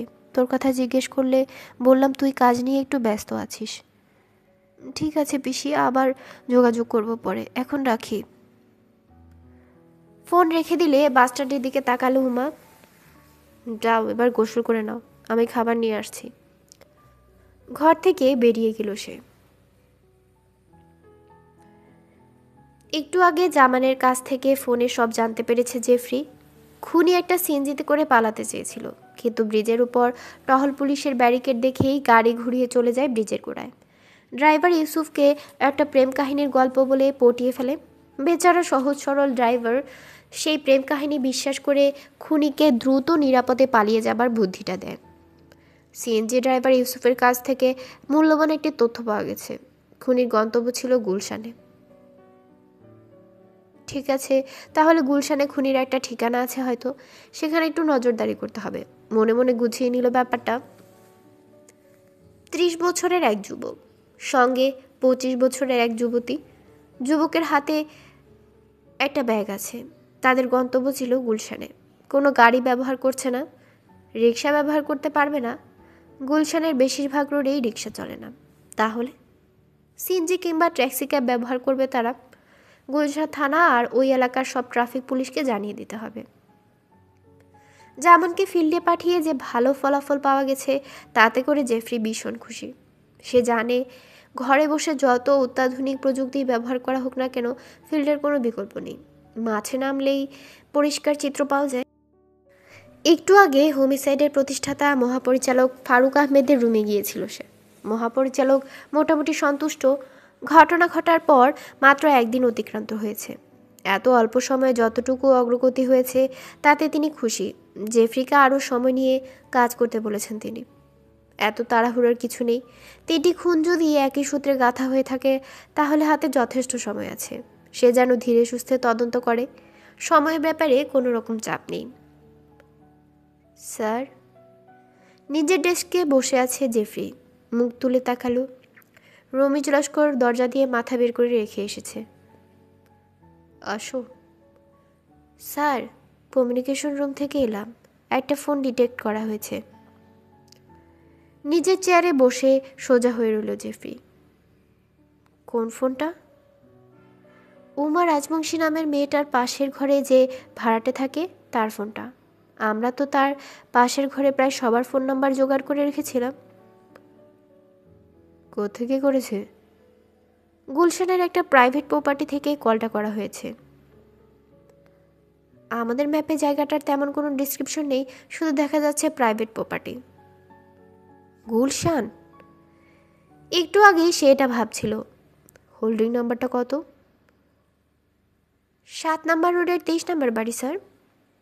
ঢাকা শহরের ভার্চুয়াল ম্যাপ তৈরি করার সময় যেসব জায়গা আন্ডার কনস্ট্রাকশনে ছিল, সেগুলোকে শুধুমাত্র হোল্ডিং নাম্বার দিয়ে চিহ্নিত করা হয়েছে। এই জায়গাটা বোধ হয় সেরকম কোনো জায়গা হবে। তা না হলে আরও কিছু ডেসক্রিপশন থাকতো। নিজের মোবাইল ফোনটা বের করে জামানকে ফোন করলো জেফরি। রিং হচ্ছে, কিন্তু ফোন ধরছে না। মোটর সাইকেলে আছে, রিং হওয়ার শব্দ শুনতে পাচ্ছে না। জেফরি আবারও চেষ্টা করলো। 4 বারের পর কলটা রিসিভ করলো জামান। জি স্যার। তোমরা এখন কোথায় আছো? মতিঝিলে স্যার। শোনো, অফিসে আসার দরকার নেই। তোমরা গুলশান 2 নম্বরে চলে যাও। সেখান থেকে 7 নম্বর রোডের 23 নম্বর হোল্ডিং নাম্বারটায় সম্ভবত খুনি আর মেয়েটা আছে। জায়গাটা খুঁজে বের করে লোকাল থানার সাহায্য নিয়ে বের করে দেবে। দ্রুত কাজটা করতে হবে, ঠিক আছে? জি স্যার। বাস্টার্ড গুলশান 2 নম্বরের গোলচক্করে এসে একটা রেস্তোরাঁ দেখতে পেল। এখানে অনেক ফাস্টফুডের আউটলেট থাকলেও ভালো মানের বাংলা খাবারের রেস্তোরাঁর সংখ্যা খুব বেশি নেই। বাস্টার্ডের ইচ্ছে করছে দেশি খাবার খেতে। দুজনের জন্য লাঞ্চ নিয়ে হাঁটতে শুরু করলো, কারণ রিক্সা পাওয়া যাচ্ছে না। যে গেস্ট হাউসে যে উঠেছে, রিক্সা যায়ও না। অজ্ঞত পায়ে হেঁটেই রওনা হলো সে। শরীর যে খুব দুর্বল হয়ে গেছে টের পেল। রীতিমতো হাঁফাচ্ছে। একটু পথ হাঁটতে এই অবস্থা। ঠিক করলো পেট ভরে খেয়ে দিয়ে একটু রেস্ট নেবে। কি করবে না করবে সেসব পরে ভাবা যাবে, তার আগে প্রয়োজন বিশ্রামের। মেইন রোড থেকে 7 নম্বর রোডে ঢুকতে দেখতে পেল 2 জন মোটরসাইকেল আরোহী ফুটপাথের পাশে বাইক থামিয়ে এক লোককে কি যেন জিজ্ঞেস করছে। বাস্টার্ডের গা ছমছম করে উঠল, কিন্তু নিজেকে স্বাভাবিক রাখতে পারল সে। ইচ্ছে করলেই মোটরসাইকেল আরোহীদের কাছ থেকে এগিয়ে গেল, যেন তাদের কথাবার্তা শুনতে পায়। হাউস নম্বর 23 কোনো বাসা বাড়ি না? মোটরসাইকেলে পিছনের সিটে যে বসে আছে সে পথচারীকে জিজ্ঞেস করলো। না, ওইটা তো গেস্ট হাউস। সামনে গিয়া ডাইনে গেলেই দেখবেন বড় কইরা গেস্ট হাউসে লেখা আছে। লোকটা বলল। বাস্টার্ড তার হাঁটা ধীরগতির করে ফেলল। তার হাতে খাবারের প্যাকেট। হঠাৎ থেমে গিয়ে প্যাকেট থেকে মোবাইল ফোন বের করে কথা বলার ভান করল সে। চলতি পথে ফোন এসে পড়েছে। ফোনে কথা বলতে ব্যস্ত একজন মানুষ। মোটরসাইকেল আরোহীদের সামনে এসে অন্যদিকে তাকিয়ে কাল্পনিক সংলাপে ব্যস্ত হয়ে পড়ল। যে লোকটাকে মোটরসাইকেল আরোহীরা থামিয়েছিল সে চলে গেল নিজের গন্তব্যে। বাস্টার্ড এখনও ফোন আলাপে ব্যস্ত, তবে একেবারে থেমে না থেকে এক পা দুপা করে এগোতে লাগলো যেন আরোহীরা সন্দেহ না করে। মোটরসাইকেলটা তাকে অতিক্রম করে সামনে চলে গেল। সেও হাঁটার গতি সঙ্গে সঙ্গে বাড়িয়ে দিল। গেস্ট হাউসের সামনে এসে আবারও মোটরসাইকেলটা থামলো। এবার আরোহীদের একজন কার সাথে যেন ফোনে কথা বলছে।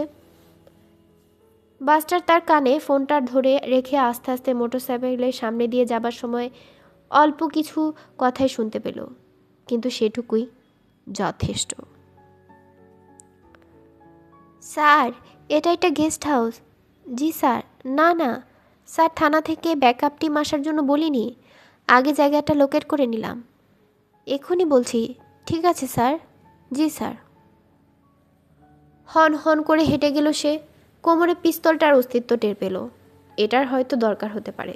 মাই গড, আবারও তারা তার অবস্থানের কথা জেনে গেছে। কিন্তু কিভাবে? এসব পরে ভাবা যাবে, এখন দরকার দ্রুত গেস্ট হাউসে ঢোকা। সে বুঝে গেছে এই দুজন মোটরসাইকেল আরোহী পুলিশের ব্যাকআপ টিমের সাহায্য চেয়ে এক্ষুনি পাঠাবে গুলশান থানায়। হ্যাঁ, এখান থেকে থানাটা কতক্ষণের পথ? বুঝতে পারল খুব বেশি সময় নাই তার হাতে। মাস্টার টের পেল তার কপাল বেয়ে ঘাম জমতে শুরু করেছে। নিজেকে স্বাভাবিক রাখার চেষ্টা করলো। সে জানে মাথা ঠান্ডা না করলে বিপদে পড়ে যাবে। মোটরসাইকেল আরোহীদের অতিক্রম করে ঢুকে পড়ল গেস্ট হাউসে। দ্রুত ভেবে নিল কে করবে। তার সামনের রুমে সেই মাথায় একটা আইডিয়া চলে এলো। আশেপাশে দেখতে পেল 203 নম্বর রুমটা খুব কাছেই থাকার কথা। হ্যাঁ, ওই তো তার রুমের দুটো রুম পরেই। নিজের রুমের দরজায় পরপর 3-4টা টোকা দিলে একটু পরই দরজা খুলে দিল উমা। সদ্য গোসল করেছে, চুলগুলো এখনো ভেজা, তোয়ালে দিয়ে পেঁচিয়ে রেখেছে। ঘরে ঢুকেই দরজা বন্ধ করে খাবারের প্যাকেটটা কফি টেবিলের উপর রেখে দিল সে। উমা বুঝতে পারছে তার মধ্যে এক ধরনের অস্থিরতা কাজ করছে। জলদি চলো, আমাদেরকে এখনই এখান থেকে চলে যেতে হবে। উমাকে তাড়া দিয়ে বলল সে। কেন, কি হয়েছে? ভয় পেয়ে গেল উমা। কোনো প্রশ্ন করো না, যা বলছি তাই করো। পুলিশ? আটকে উঠল মেয়েটা। এখানেও? গল্ফ ব্যাগটা হাতে নিয়ে বাস্টার্ড মাথা থেকে তোয়ালিটা খুলে ফেলল। কাপড় চোপড় ঠিক করে নাও জলদি। ঘরের ভেতর একটা বন্ধ জানালার সামনে চলে গেল বাস্টার্ড। খুব সম্ভবত জানালা দিয়ে গেস্ট হাউসের সামনে যে পার্কিং লটটা আছে সেটা দেখা যায়। তার মেইন গেটটাও দেখা যাবে। জানালার ভারী পর্দা সরিয়ে একটু ফাঁক করতে তার গায়ের পশম দাঁড়িয়ে গেল। মোটরসাইকেলটা হুড়মুড় করে গেস্ট হাউসে প্রবেশ করছে। তাদের ঠিক পেছনে পেছনে পুলিশের একটা জিপ। ফাঁদে পড়ে গেছে সে।